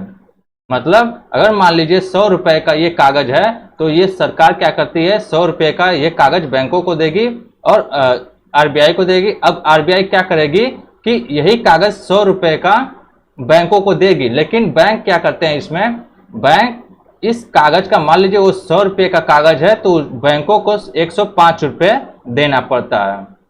105 रुपए देना पड़ता है। मतलब क्या करता है, यहाँ पर क्या होता है, जो सरकार अगर उसको ऋण चाहिए होता है, उसको लोन चाहिए होता है मार्केट से, तो वो क्या करती है कि एक प्रतिभूति जारी करती है। मतलब एक कागज जो होता है, कागज के रूप में ही होता है, वो पहले होता था। तो यह मान लीजिए 100 रुपए की प्रतिभूति, आप लोग देखे होंगे जो डाकखाना होता है, डाकखाने में जो किसान विकास पत्र होता है वो भी एक प्रतिभूति होता है, एक एनएससी जो होता है वो भी एक प्रतिभूति होता है। तो ऐसे केस में क्या होता है कि सरकार क्या होती है, आप लोगों से पैसे लेती है। मान लीजिए आप 1,000 रुपए डाकखाने में फिक्स डिपॉजिट किए हैं, तो उसके उपलक्ष्य में क्या होगा कि सरकार आपको एक कागज देती है। उस कागज का मूल्य ही 1,000 रुपये होता है। अब वो 1,000 रुपये सरकार के पास चला गया। अब सरकार क्या करती है कि आपको कुछ सालों के लिए इंटरेस्ट देती है। जब वो परिपक्व हो जाता है, जब आप उसको निकालने जाते हैं, तो क्या करती है, वो आपसे वह कागज लेती है, मतलब जो प्रतिभूति होती है उसको वो वापस ले लेती है, फिर आपको कुछ इंटरेस्ट के साथ पैसे दे देती है। तो वही सेम प्रोसेस यहाँ पर भी होता है कि सरकार जब ऋण चाहिए होता है तो आरबीआई के पास यह प्रतिभूति पहुंचाती है। अब आरबीआई क्या करती है, बैंकों को वह प्रतिभूति देती है। अब बैंक क्या करते हैं, जिन जिन बैंकों को के पास अधिशेष राशि होती है, मतलब ज्यादा होती है पैसे, वो क्या करते हैं कि आरबीआई के पास ये प्रतिभूति गिरवी के ये जो आरबीआई होती है, आरबीआई जो प्रतिभूति होती है वो बैंकों के पास गिरवी के तौर पर रख देती है। अब बैंकों से यह पैसा लेती है। लेकिन मान लीजिए अगर 100 रुपए की प्रतिभूति होती है तो बैंकों से 105 रुपए लेती है। तो ऐसे यही प्रोसेस चलता है, यही सरकारी प्रतिभूति होती है। लेकिन इस समय प्रेजेंट टाइम में क्या है कि ये जो सरकारी प्रतिभूति होती है ये डिजिटल हो चुकी है, डिजिटल हो चुकी है। और इसको खरीदने के लिए आरबीआई ने एक प्लेटफॉर्म बनाया है, ई कुबेर प्लेटफॉर्म। उस पर यह सरकारी प्रतिभूति खरीदी और बेची जाती है। तो यही सरकारी प्रतिभूति होती है। इस तरह आप देखें कि सरकारी प्रतिभूति होती क्या है। अब हम लोग चलते हैं कि ओपन मार्केट ऑपरेशन में होता क्या है। जैसा कि एसएलआर में हम लोग पढ़े थे कि जो 18% के दर होता है, जो 18% का दर होता है, उसमें नगद सोना या फिर सरकारी प्रतिभूति के रूप में रखना पड़ता है। लेकिन ओपन मार्केट ऑपरेशन में क्या होता है कि सरकारी प्रतिभूति की ही खरीद बिक्री की जाती है, खरीद बिक्री की जाती है। सरकारी प्रतिभूति की आरबीआई और बैंकों के बीच खरीद बिक्री की जाती है। बैंक एक दूसरे से भी सरकारी प्रतिभूति की खरीद बिक्री करते हैं, उसको हम लोग बाद में पढ़ेंगे कैसे करते हैं। लेकिन फिलहाल जो हम लोग अभी पढ़ रहे हैं ओपन मार्केट ऑपरेशन, उसमें देख लेते हैं कि इसमें भी जो सरकारी प्रतिभूतियां होती हैं उनकी खरीद बिक्री की जाती है। लेकिन ये जो सरकारी प्रतिभूतियां होती हैं, हमेशा पीटी में एक क्वेश्चन बनता है कि यह जो ओपन मार्केट ऑपरेशन के तहत जो सरकारी प्रतिभूति खरीद बिक्री की जाती है, क्या वो एसएलआर का हिस्सा होता है? तो आप बोलेंगे कि नहीं, एसएलआर का हिस्सा नहीं होता है, यह एसएलआर के अतिरिक्त होती है, एसएलआर के अतिरिक्त होती है, यह एसएलआर के अतिरिक्त होती है। अब इन सरकारी प्रतिभूतियों को खरीद कौन सकता है? इन सरकारी प्रतिभूतियों को आप देखेंगे कि जो सरकारें हैं वह आरबीआई से ले सकती हैं। वित्तीय संस्थान जितने हो गए वो भी आरबीआई से ले सकते हैं, जो राज्य सरकारें होती हैं। और यहाँ पर आप देखेंगे कि जो बैंक होते हैं, बैंक वह भी ले सकते हैं। जो सरकारी कंपनियां होती हैं, सरकारी कंपनियां, वह भी एसएलआर के तहत प्रतिभूतियां खरीद बेच सकती हैं, प्रतिभूतियां खरीद बेच सकती हैं। तो इस तरह हम देखें कि ओपन मार्केट ऑपरेशन में आखिर प्रोसेस क्या होता है। अब ये जो उपकरण है, जो ओपन मार्केट ऑपरेशन का उपकरण है, जिसके तहत मौद्रिक नीति का आरबीआई पालन करती है, वो कैसे करती है कि मान लीजिए यहाँ पर एक आपको एग्जांपल दे देते हैं कि मान लीजिए यहाँ पर ये आपके डैडी हुए हैं, ये आपके डैडी हुए हैं और यह बैंक हो गया, यह बैंक हो गया। अब मान लीजिए आपके डैडी की जो नीड है, आपके डैडी की नीड है, मान लीजिए कार की नीड है, और इनको आपके डैडी को पता चलता है कि जो बैंक है वह मात्र 5% पर लोन दे रही है, मात्र 5% पर लोन दे रही है, लोन दे रही है। तो जैसा कि आपको हमने बताया था कि जो अर्थव्यवस्था होता है उसके अंतर्गत उपभोग की जो परिभाषा होती है वो डिफरेंट होती है। तो अब मान लीजिए कार है, इस कार को आपके पापा ने, ये आपके पापा को ये इनका सपना था कि मैं एक कार लूंगा, वो मतलब ये कार का मैं उपभोग करूंगा। तो ऐसे केस में क्या होगा कि इनके पास पैसे नहीं होता है। इनके पास जब पैसे नहीं होते हैं तो इनको पता चलता है कि जो बैंक है, कोई XYZ कोई भी बैंक होती है, यह बैंक क्या करती है 5% से लोन दे रही है आपके पापा को। तो आपके पापा क्या करेंगे, फौरन उस लोन पर ले लेंगे और इस कार को परचेज कर लेंगे। तो ऐसे में आप देख सकते हैं कि मान लीजिए ये तो आपकी बस पापा की बात हुई, लेकिन पूरे भारत में लाखों करोड़ों लोग ऐसे हैं जो पर डे लोन लेते हैं और लोन को फिर जमा भी करते हैं। तो मान लीजिए यहाँ पर 5% के हिसाब से लोन मिल रहा है। अगर मान लीजिए यही लोन अगर 10% के हिसाब से मिलता तो आपके पापा इस लोन को ना लेते हैं, इस लोन को ना लेते हैं, क्योंकि यह लोन वह चुका पाने में असमर्थ हो जाते हैं। लेकिन यहाँ जब 5% से लोन मिल रहा है तो उस लोन को ले रहे हैं। तो ऐसे में ही होता है कि SLR की ओपन मार्केट ऑपरेशन का प्रोसेस कैसे होता है कि मान लीजिए जो अर्थव्यवस्था होती है, मान लीजिए वहां पर मुद्रा का प्रवाह या तरलता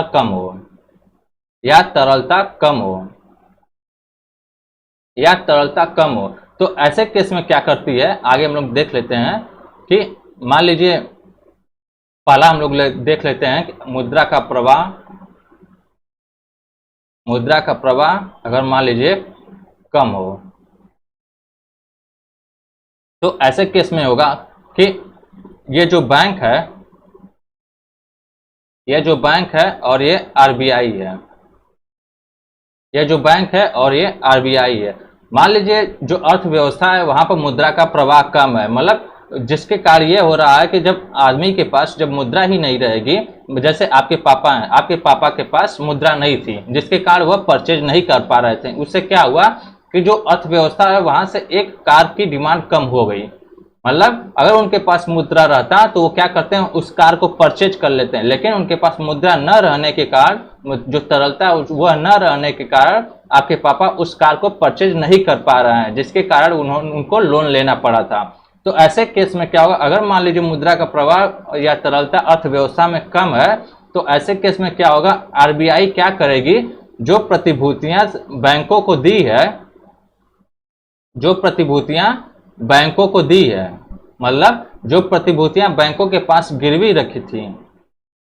रखी थी, उस प्रतिभूतियों को पैसे देकर, मतलब जो परसेंटेज जो होता है वह जो ब्याज होता है उस ब्याज के साथ पैसे देकर उस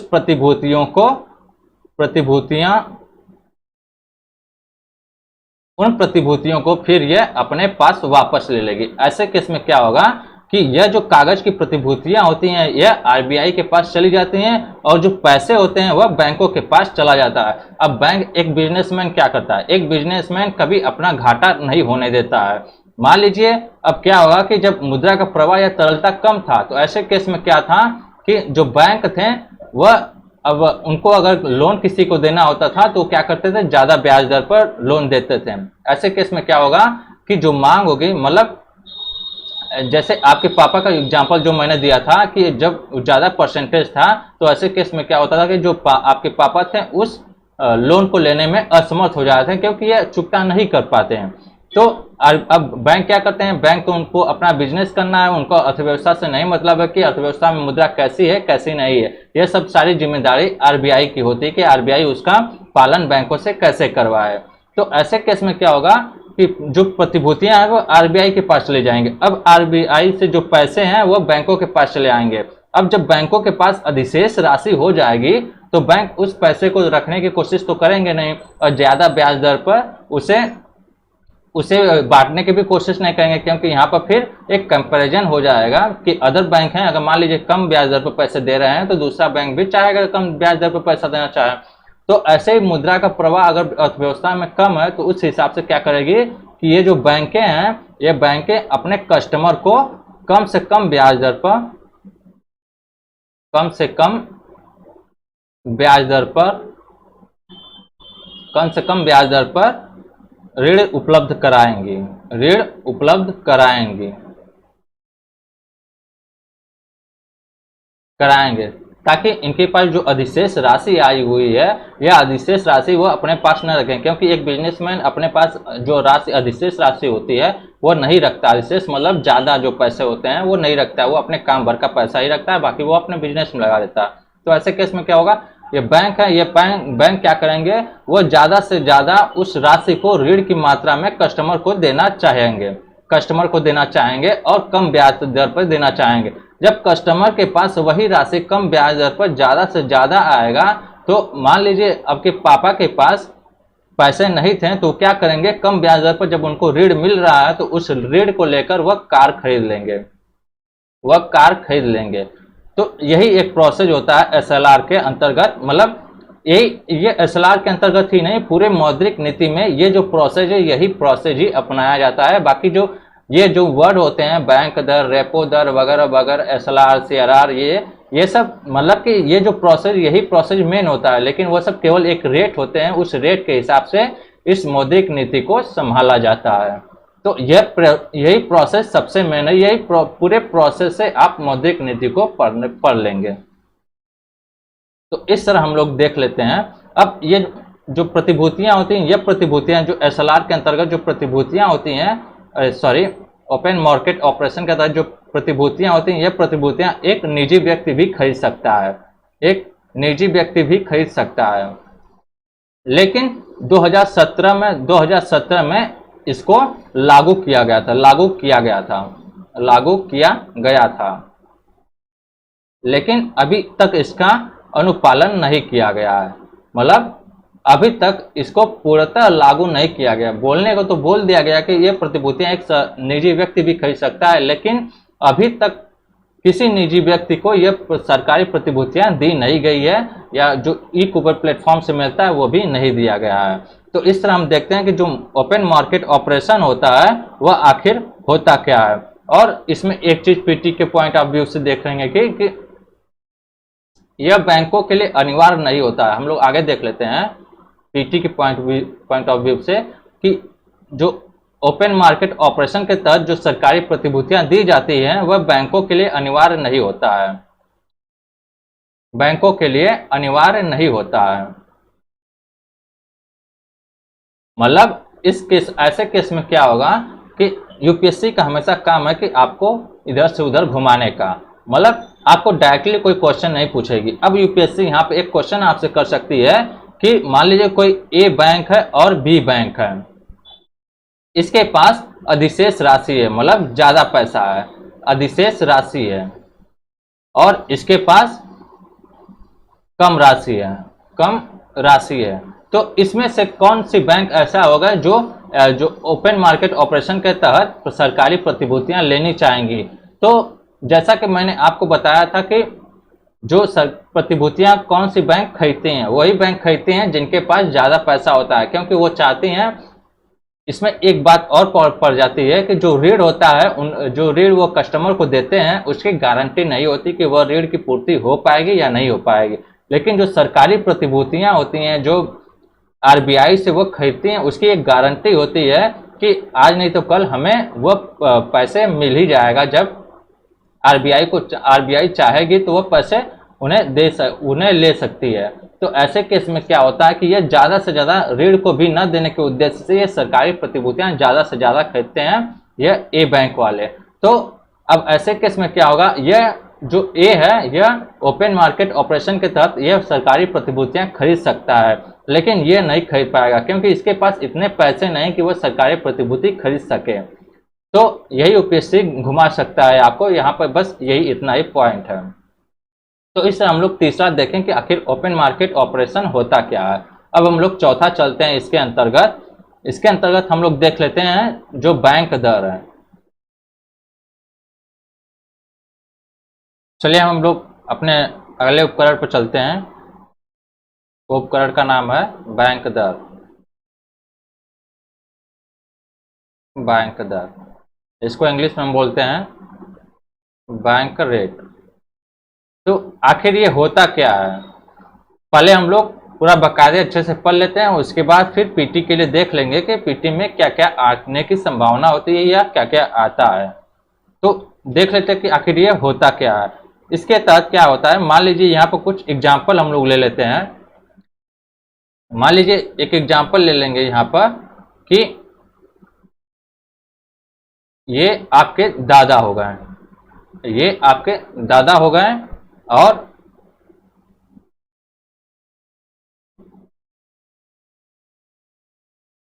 ये आपके पापा हो गए, ये पापा हो गए और ये दादा हो गए।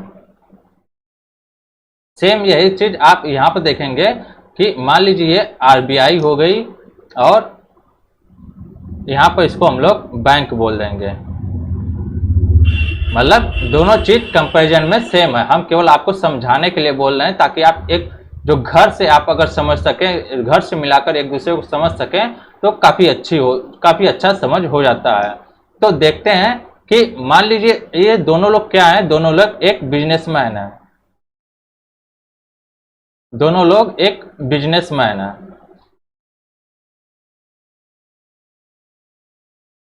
दोनों लोग एक व्यापारी हैं। अब व्यापारी जब दोनों लोग हैं तो उसमें क्या होगा कि दो व्यापारियों के बीच, चाहे वो फैमिली का ही मेंबर क्यों ना हो, दो व्यापारियों के बीच जब पैसे का आदान प्रदान होता है तो मान लीजिए कुछ भाई ऐसे होते हैं जो पैसे दे देंगे, बिना इंटरेस्ट पर दे देंगे। लेकिन जो व्यापारी होते हैं, व्यापारी मान लीजिए जैसे यहाँ पर हम आपको एग्जाम्पल दिए, पापा हो गए और दादा हो गए। दादा क्या पर यहाँ पर क्या है, मान लीजिए यहाँ पर दादा जो है अंबानी है, अंबानी है, और ये जो पापा है मान लीजिए ये पापा अडानी है, अडानी है। मान लीजिए जो दादा है वो अंबानी है और जो पापा है वो अडानी है। अब ऐसे केस में क्या होगा कि मान लीजिए जो पापा हैं इनको पैसे की जरूरत पड़ी, मतलब इनको जो पैसे की जरूरत पड़ी है वह काफी समय के लिए या कम समय के लिए पैसे की जरूरत पड़ेगी। तो ये क्या करेंगे, जो पापा हैं ये पापा दादा से कांटेक्ट करेंगे कि हमें इतने पैसे इतने इंटरेस्ट पर आप दे दीजिए। तो मान लीजिए ये पापा जो है ये दादा से कांटेक्ट करेंगे कि हमें इतने पैसे इतनी अवधि के लिए या इतने समय के लिए इस ब्याज दर पर दे दीजिए। बाद में हम क्या करेंगे कि आपको पैसे जो आपके जो पैसे हैं वो ब्याज सहित लौटा देंगे। तो बैंक दर में भी यही होता है। ये जो आरबीआई होती है, ये जो आरबीआई है, आरबीआई क्या करती है कि जो बैंक होते हैं, बैंक आरबीआई से ऋण प्राप्त करते हैं, ऋण प्राप्त करते हैं। और ये जो ऋण होती है इसकी अवधि कम से कम 90 दिन की होती है, 90 दिन की होती है। मतलब ये जो ऋण होती है वह लंबी अवधि की ऋण होती है, लंबी अवधि की ऋण होती है, लंबी अवधि की ऋण होती है। वर्तमान में जो इसका रेट है, इसका रेट 4.25% है वर्तमान में इसका जो दर है। यह दर हालांकि हमेशा चेंज होता रहता है। मैं आपको बार बार बता रहा हूं कि आप पेपर पढ़ते रहिए, पेपर में जैसे ही आपको पता चले कि यह दर चेंज हुआ है वैसे इस दर को काटकर जो नया दर है उस दर को लिख लीजिएगा। क्योंकि यूपीएससी में या फिर स्टेट पीसीएस में जब क्वेश्चन किया जाता है तो वर्तमान दर के बारे में जरूर पूछा जाता है। तो इस तरह यही बोला जाता है कि जो बैंक दर होता है उससे क्या होते हैं, ये जो बैंक होते हैं ये बैंक आरबीआई से लंबी अवधि के लिए ऋण प्राप्त करते हैं। तो अब ऐसे केस में एक क्वेश्चन यहाँ पे उठता है कि ये जो बैंक होते हैं ये आरबीआई से लंबे अवधि के लिए ऋण प्राप्त करते हैं और उनका जो ब्याज दर होता है वो ज्यादा होता है। तो क्या इनके लिए जो व्यापारी होते हैं इनके लिए इतने लंबे अवधि के लिए ऋण प्राप्त करना, उसके पहले के लिए इनको ऋण नहीं मिल सकता है इस बैंक दर के पैसे पर, इस बैंक दर के रेट पर। तो इस व्यापारी को इतने लंबे अवधि के लिए ऋण प्राप्त करना क्या जायज है? तो ऐसे में इसीलिए बोला जाता है कि जो यह बैंक दर होती है वह मौद्रिक नीति का एक असफल नीति मानी जाती है, मतलब एक असफल स्वरूप मौद्रिक नीति का माना जाता है। इसीलिए इसके हेतु क्या किया गया कि इसको हटाकर, इसको, हालांकि यह अभी भी मौद्रिक नीति के उपकरण के तौर पर प्रयोग किया जाता है, लेकिन इसके जगह पर अब एक नई चीज प्रयोग की जा रही है, उसको बोलते हैं हम लोग लिक्विडिटी एडजस्टमेंट फैसिलिटी।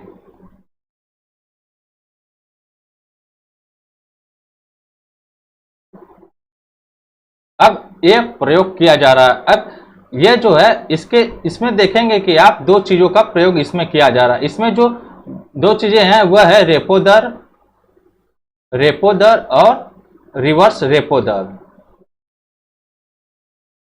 रेपो दर और रिवर्स रेपो दर। इन दो चीजों का लिक्विडिटी एडजस्टमेंट फैसिलिटी के तहत प्रयोग किया जा रहा है, क्योंकि जो बैंक दर थे उसके तहत जो बैंक थे जो आरबीआई से ऋण प्राप्त करते थे उनको काफी हानि होती थी, जिसके कारण वो क्या करते थे, मान लीजिए जो बैंक है, अब ये बैंक तो भी अपना व्यापार करने हेतु वो बनाए गए हैं, ये अपने लॉस को होने नहीं देना चाहते हैं। तो ऐसे में केस में क्या करते हैं, मान लीजिए इनके पास पैसे की कमी है और ये आरबीआई के पास जाते हैं पैसे के लिए, तो आरबीआई क्या बोलता है कि हम आपको इस ब्याज दर पर इतने अवधि के लिए ऋण प्राप्त कराएंगे।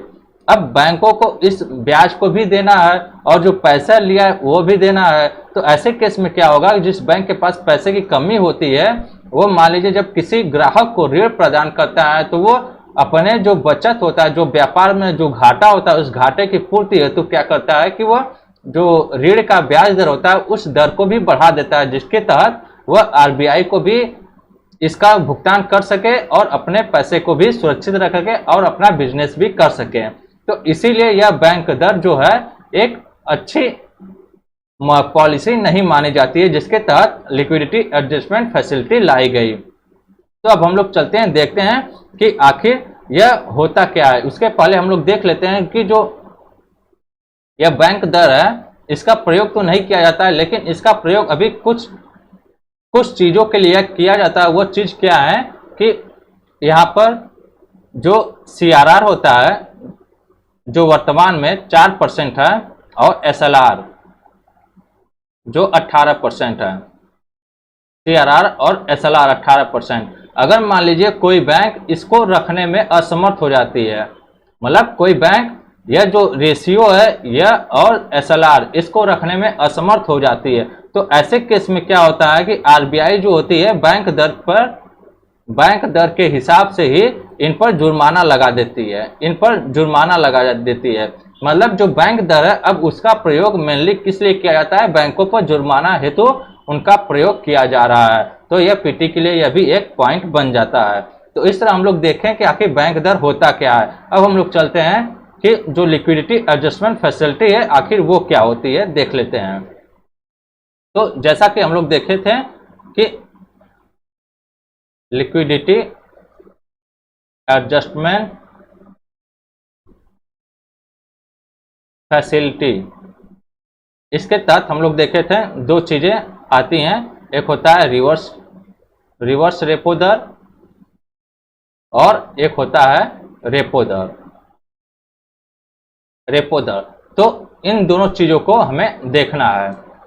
तो चलिए आगे हम लोग देखते हैं कि आखिर ये होते क्या है। तो यह क्या होता है हम लोग आगे देख लेते हैं। यहां पर सबसे पहले देख लेते हैं रेपो दर। यह दो प्रकार के होते हैं। रेपो दर दो प्रकार का होता है, एक होता है ओवरनाइट होता है और एक होता है लॉन्ग टर्म रेपो रेट।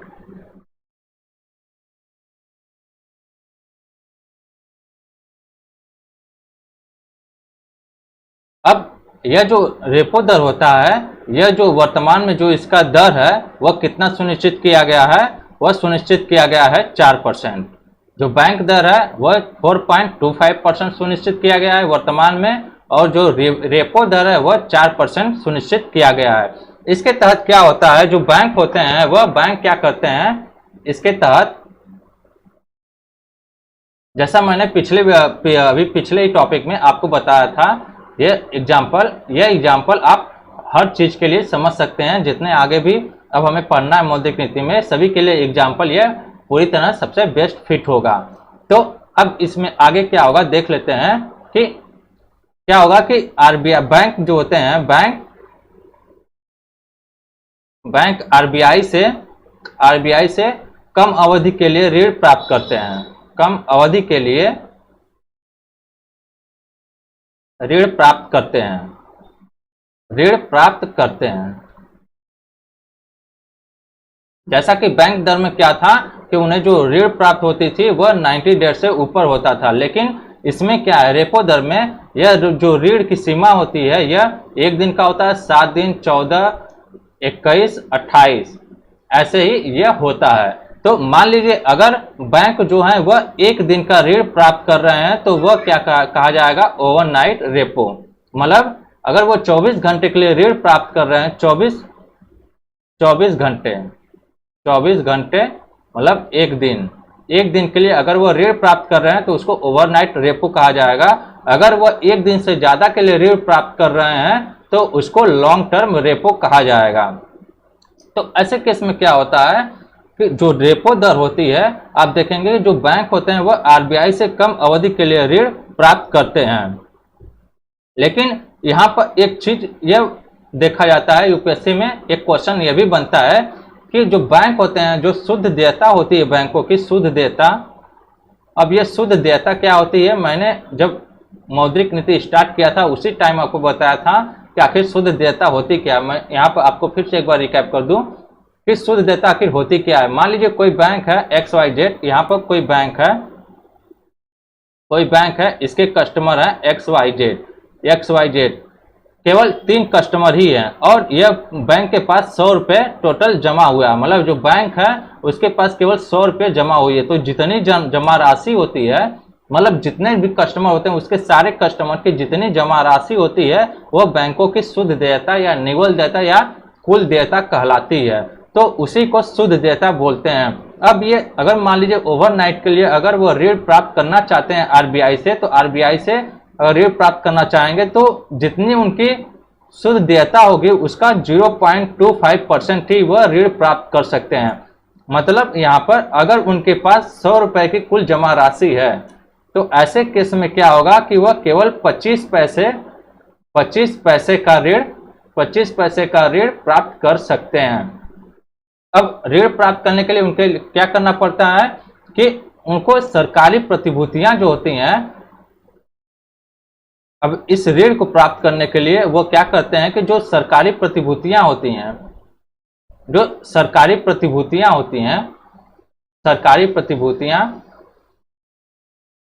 वह आरबीआई के पास वह जमा करती हैं।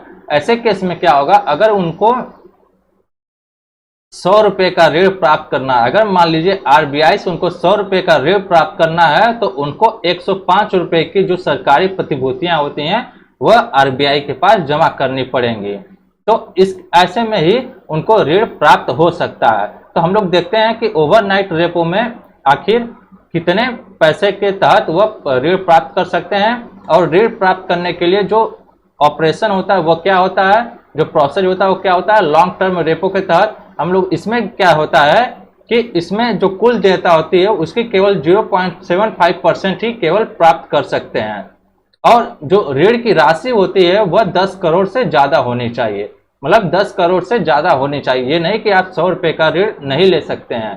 तो अगर आपको ऋण लेना है, जब बैंक आरबीआई से ऋण प्राप्त करते हैं इस प्रोसेस के तहत, तो उनको 10 करोड़ से ज्यादा की ऋण प्राप्त करने की अनुमति है। अगर 10 करोड़ से कम चाहते हैं तो नहीं मिलेगा, 10 करोड़ से ऊपर अगर चाहते हैं तो 5 के गुणज में उनको जाना पड़ेगा। मतलब 10 से फिर 50 करोड़ उनको ऋण लेना पड़ेगा।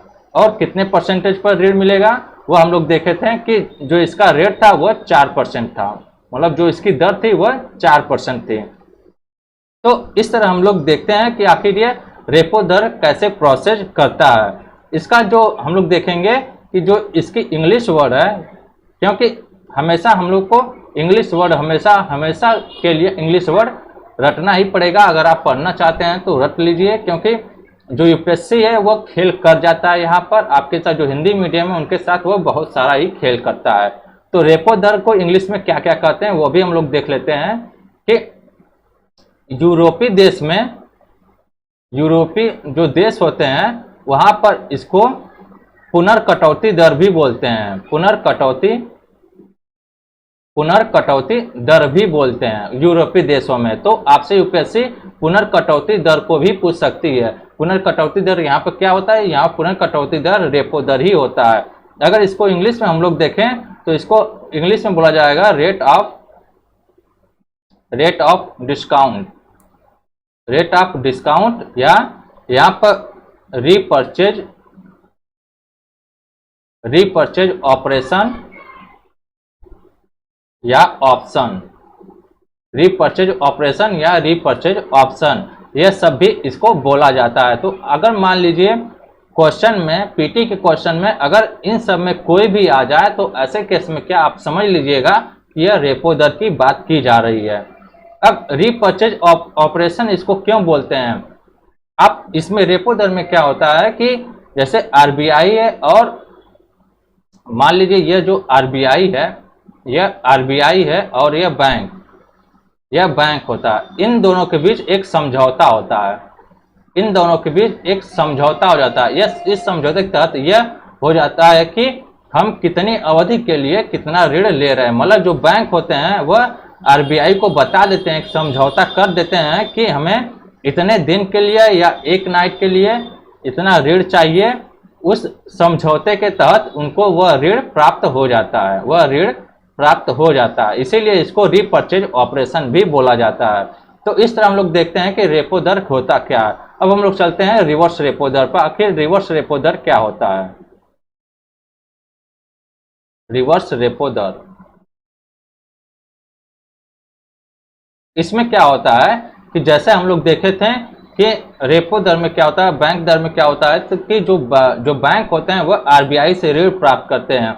लेकिन इसमें क्या होता है कि मान लीजिए यह आरबीआई है और यह बैंक है। अब क्या होता है कि आरबीआई बैंकों से ऋण लेती है। रिवर्स रेपो दर में क्या करती है कि आरबीआई बैंकों से ऋण प्राप्त करती है। यह आरबीआई हो गया और यह बैंक हो गया। तो आरबीआई बैंकों से ऋण प्राप्त करती है। किस रेट पर प्राप्त करती है? वह रेट आप सुनकर आश्चर्यचकित हो जाएंगे कि वह रेट होता है जो वह अभी जो वर्तमान में चल रहा है वह 3.35% हो रहा है। तो आखिर जो आरबीआई है वह बैंकों को एक उच्च दर पर ऋण प्राप्त देती है, लेकिन जब उसको खुद चाहिए होता है तो वह कम ब्याज दर पर ऋण प्राप्त करती है। ऐसा क्यों? यह भी आपसे यूपीएससी में क्वेश्चन घुमाकर पूछा जा सकता है। इसके पीछे बहुत सारे कारण होते हैं। वह कारण क्या है वह हम लोग पढ़ लेंगे अभी कुछ टाइम बाद। पहले हम लोग रिवर्स रेपो दर को खत्म कर लेते हैं। तो क्या होता है कि जो बैंक होते हैं वह, जो आरबीआई होती है वह बैंकों से ऋण प्राप्त करती है। क्यों ऋण प्राप्त करती? अगर मान लीजिए जो मुद्रा का प्रवाह या तरलता अर्थव्यवस्था में ज्यादा है तो ऐसे केस में क्या होगा कि आरबीआई सरकारी प्रतिभूतियां बेचेंगी। जब सरकारी प्रतिभूतियां बेचेगी तो क्या करेगी कि बैंकों को वो देगी। बैंक को देगी तो बैंक क्या करेंगे, उसके एवज में आरबीआई को ऋण प्रदान करेंगे। अब आरबीआई उस पर 3.35% की उनको बैंकों को ब्याज की अदायगी भी करेगी। अब मान लीजिए यहाँ पर जैसे हम लोग देखे थे कि जो बैंक दर होता है वो 4.25% और जो रेपो दर होता है वह हम लोग देखे थे 4%, लेकिन रिवर्स रेपो दर 3.35% है। इसके बीच आखिर रहने का कारण क्या है?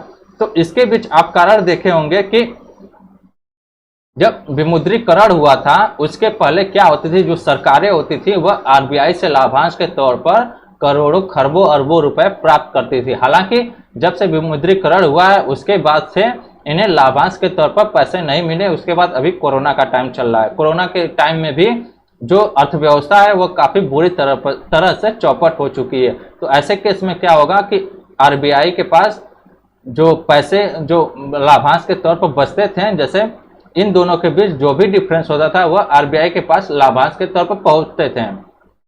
तो इन पैसों का आरबीआई यूज क्या करती थी? सबसे पहला यूज तो आरबीआई ये करती थी कि लाभांश के तौर पर कुछ हिस्से वह सरकार को दे देती थी। लाभांश के तौर पर कुछ हिस्से वह सरकार को दे देती थी। कुछ हिस्से वह आपातकालीन कोष में रखती थी। आपातकालीन कोष में रखती थी। अब यहाँ पर क्वेश्चन ये उठता है कि आखिर वो आपातकालीन कोष में क्यों रखती थी? तो आपातकालीन कोष में रखने का यही कारण था कि मान लीजिए कोई ऐसा बैंक है जो दिवालिया हो जाए, तो उसे फिर से पुनर्जीवित करने के लिए आरबीआई क्या करती थी? उस बैंक को ऋण प्रदान करती थी। कहां से ऋण प्रदान करेगी अब वो?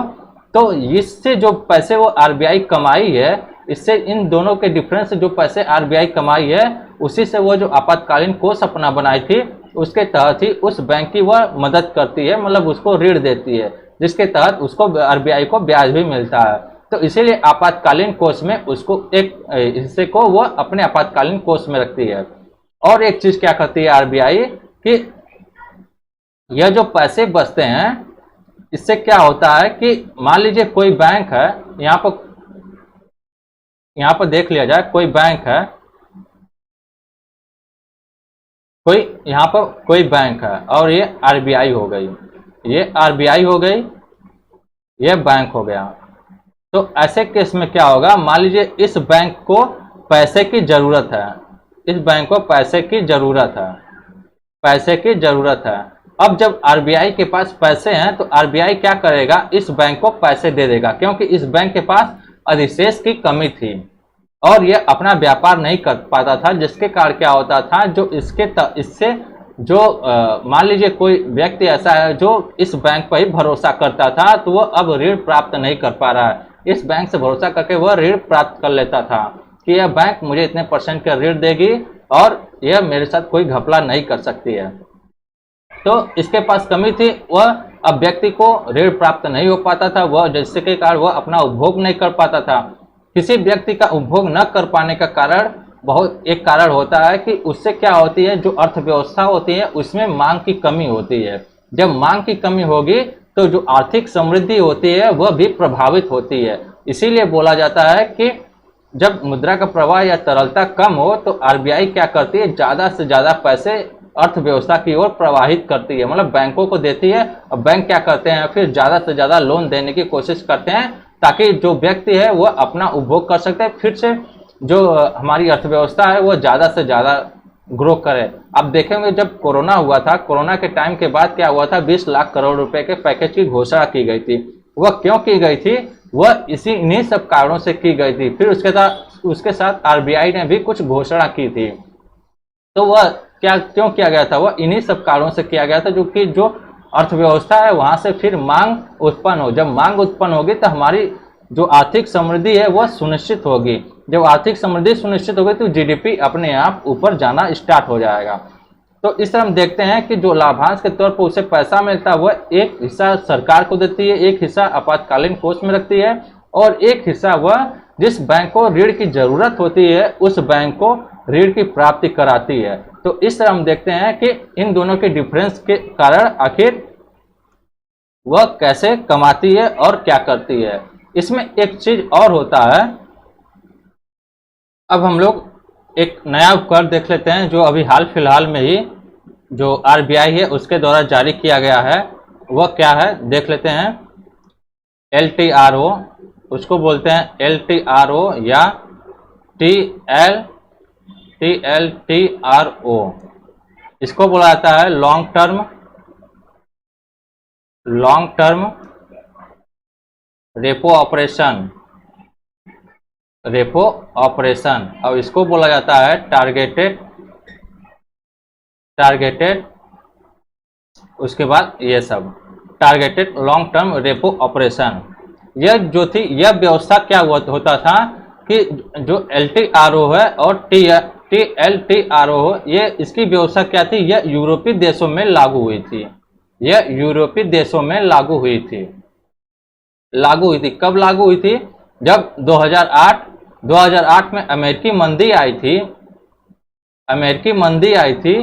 तो उस टाइम क्या हुआ था कि जो पूरा विश्व है वह विश्व क्या हुआ था कि इस मंदी से बहुत बुरी तरह ग्रसित हुआ था। लेकिन भारत के ऊपर इस मंदी का केवल एक आंशिक प्रभाव पड़ा था, क्योंकि जो भारत की अर्थव्यवस्था उस समय थी वह कृषि आधारित बहुत ही ज़्यादा, अभी भी हालांकि है, लेकिन उस समय बहुत ज़्यादा कृषि आधारित थी और छोटे छोटे जो व्यापारी हैं वह काफ़ी समय से काफ़ी अच्छे थे।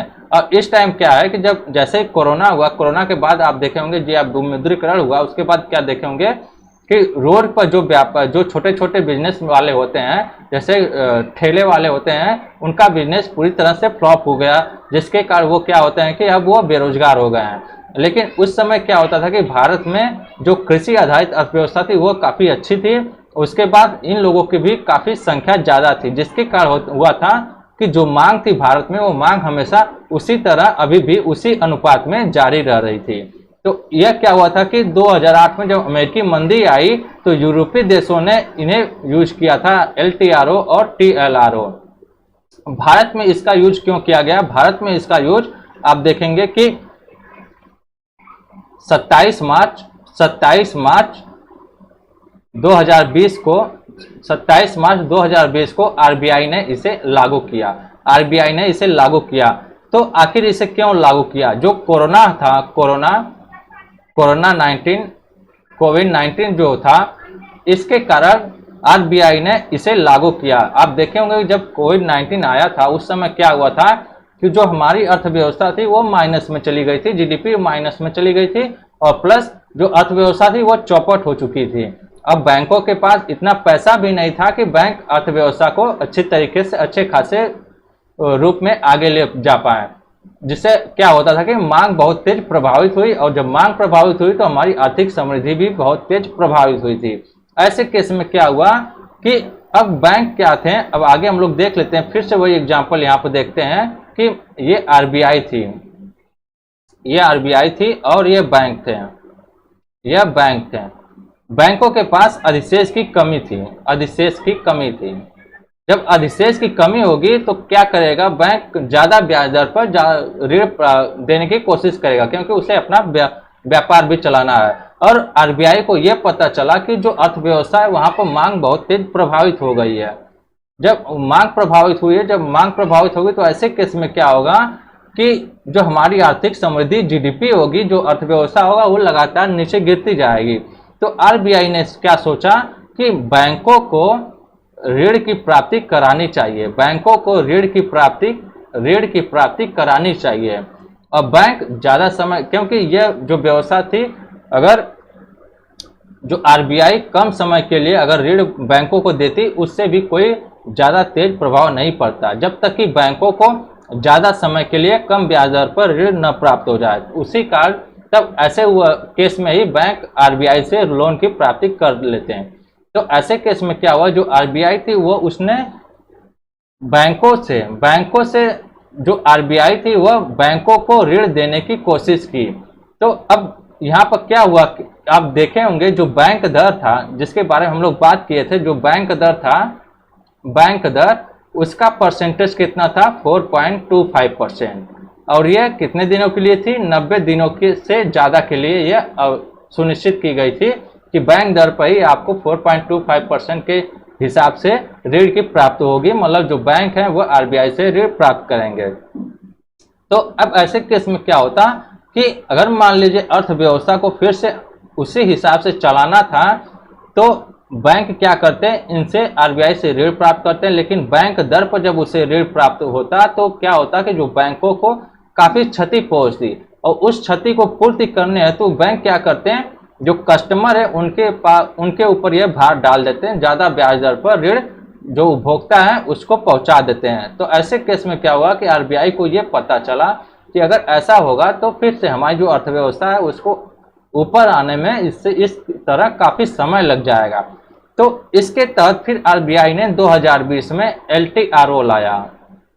एलटीआरओ लाई, जब एलटीआरओ लाई तो आरबीआई इसके अंतर्गत यह हुआ कि अब बैंक क्या कर सकते हैं, रेपो दर पर मतलब कितना परसेंट था वो, 4%। 4% मतलब रेपो दर पर बैंक क्या कर सकते हैं कि 3 साल से ज्यादा की अवधि के लिए ऋण प्राप्त कर सकते हैं।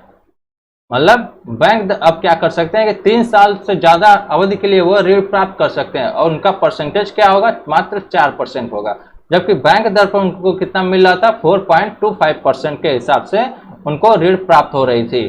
तो इस अर्थव्यवस्था को फिर से पुनर्जीवित करने के लिए आरबीआई ने इस एलटीआरओ को लाया था। इस एलटीआरओ को लाने का मात्र उद्देश्य यही था कि जो हमारी जो औद्योगिक इकाई है, जो औद्योगिक इकाइयां हैं, वहां पर उत्पादन फिर से बढ़ सके, ताकि जो मांग हो रही है वो मांग की आपूर्ति की जा सके, नहीं तो मुद्रास्फीति यहाँ पर फिर से उत्पन्न हो जाएगी। जब मुद्रास्फीति, मैंने आपको मुद्रास्फीति अच्छे तरीके से बाकायदा एग्जाम्पल के साथ हर टॉपिक को अच्छे तरीके से पढ़ाया है।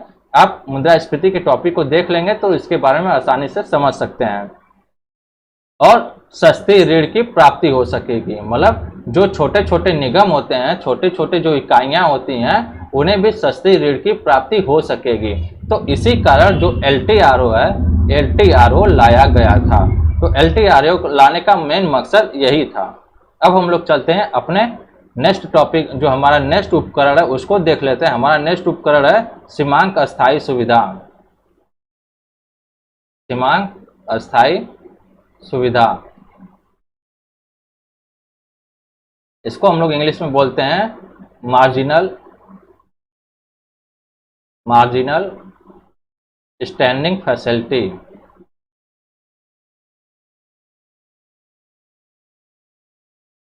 अच्छा, ये जो एलटीआरओ है, इसको हम लोग दीर्घावधिक रेपो दर भी बोलते हैं। तो इसको आप लोग को याद करना है।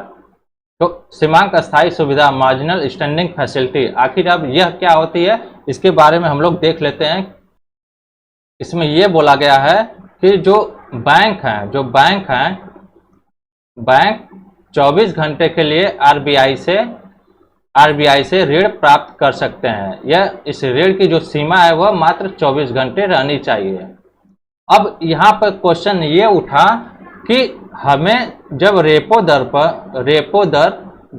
दर है उसमें आप देखे होंगे ओवरनाइट रेपो, इस दर पर भी बैंक क्या करते थे, इस पर भी बैंक 24 घंटे के लिए ऋण की प्राप्ति करते थे। तो फिर जो आरबीआई है उसको सीमांक अस्थायी सुविधा लाने की जरूरत क्या पड़ी। तो मैंने आपको बताया था जो एसएलआर है, जब एसएलआर के रूप में राशि रखी जाती है 18% जिसकी दर है, तो आप देखे होंगे कि जो रिवर्स रेपो होता है, ओवरनाइट रेपो होता है, उसमें एसएलआर मतलब जो बैंक होते हैं वह एसएलआर का यूज किसी भी प्रकार के रूप में नहीं कर सकते हैं, वह ऋण नहीं दे सकते हैं, लेकिन वह ऋण की प्राप्ति भी नहीं कर सकते हैं। जो सरकारी प्रतिभूतियां खरीदते हैं एसएलआर से, उसकी भी वह मतलब कि वह ऋण, उसके तहत भी ऋण प्राप्त नहीं कर सकते हैं। लेकिन जो मार्जिनल स्टैंडिंग फैसिलिटी है, इसके तहत आरबीआई ने क्या बोला कि आप एसएलआर के रूप में जो प्रतिभूतियां रखी हैं, जो बैंक अपने पास रखे हैं, उसका भी इस सीमांक अस्थायी सुविधा एमएसएफ के तहत ऋण प्राप्त कर सकती है। मतलब उस प्रतिभूति को भी आरबीआई के पास यह ऋण, मतलब ऋण के तौर पर रख सकती है, गिरवी रख सकती है, और उस प्रतिभूति के तहत वह आरबीआई से 24 घंटे की ऋण प्राप्त कर सकती है। अब इसकी जो दर है वह दर कितनी है, तो वह दर है 4.25%। मतलब जो बैंक दर है उस बैंक दर के हिसाब से वह इसकी दर है।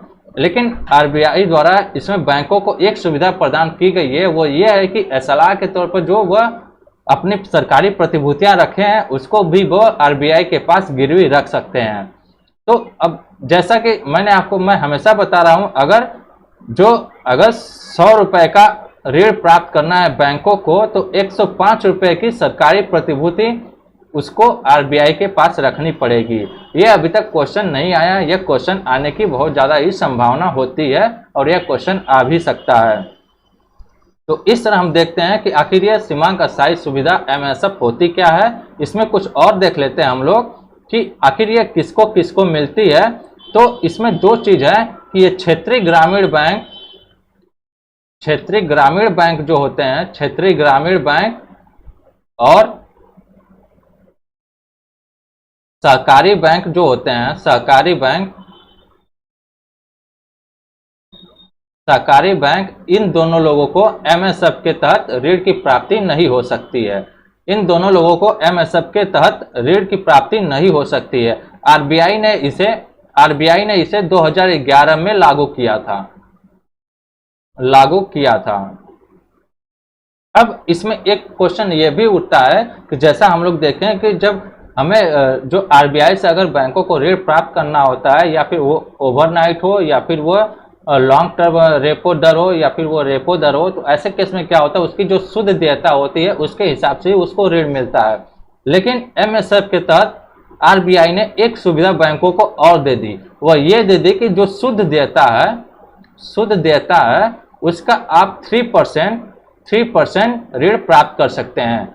जबकि ओवरनाइट के तहत आप देखते थे कि 0.25% था और लॉन्ग टर्म के तहत 0.75 था। लेकिन इसके तहत क्या हुआ कि 3%, मान लीजिए अगर शुद्ध देयता बैंकों के पास 100 रुपए, या शुद्ध देयता क्या होती है मैंने आपको अभी कुछ समय पहले ही डिस्कस किया था, पिछले वीडियो में भी मैंने डिस्कस किया था कि आखिर शुद्ध देयता क्या होती है। मैं हमेशा आपको बोल रहा हूं कि मेरे जो पढ़ाने का तरीका है, वो पढ़ाने का तरीका ये है कि मैं आपको एक दूसरे से इंटरलिंक करके आगे बढ़ूंगा। ये नहीं कि अभी मैं कुछ पढ़ा दूं, आगे कुछ पढ़ा दूं जिससे आपको समझ ना आए और मैं ये बोलूं कि आप पिछले वीडियो से उसको इंटरलिंक कर लीजिए, ऐसा नहीं है। मैं आपको एक आधार से, जो एनसीईआरटी क्यों पढ़ा जाता है, एनसीईआरटी इसीलिए पढ़ा जाता है कि जो हमारी आधार है वह मजबूत हो जाए। तो ऐसे केस में इसीलिए मैं बोलता हूं कि मेरे द्वारा पढ़ने के बाद आपको ना एनसीईआरटी पढ़ने की, ना बुक पढ़ने की जरूरत पड़ेगी, क्योंकि मैं यहाँ पर आपको आधार से शिखर तक ले जाने की कोशिश करता हूं। तो इसीलिए शुद्ध देयता के बारे में बताया था कि शुद्ध देयता आखिर होती क्या है। मान लीजिए अगर 100 रुपए है बैंकों की शुद्ध देयता, तो वह 3%, मान लीजिए 3%, अगर 3% एमएसएफ पर रखी गई है कि 3% के हिसाब से ही आप लोन ले सकते हैं। तो 100 रुपए है तो वह 3 रुपए के तौर पर ही लोन ले सकते हैं आरबीआई से। यह होता है एमएसएफ होता है। तो इस तरह हम लोग देखते हैं कि पूरी जो मात्रात्मक उपकरण है, आरबीआई जो जब मौद्रिक नीति जारी की जाती है तो जितने उपकरण का यूज किया जाता है, उसमें जो पारंपरिक उपकरण होता है उसके अंतर्गत 2 उपकरण यूज होते हैं, जो मात्रात्मक होते हैं और गुणात्मक होते हैं। तो इस तरह हम लोग देखते हैं कि मात्रात्मक क्या होता है। मात्रात्मक के अंतर्गत जितने भी उपकरण प्रयोग किए जाते थे वह सारे उपकरण आज हम लोगों ने पढ़ लिया। अब अगले वीडियो में हम देखेंगे कि जो गुणात्मक उपकरण है आखिर वो क्या होती है। तो तब तक के लिए चलिए, धन्यवाद, नमस्कार।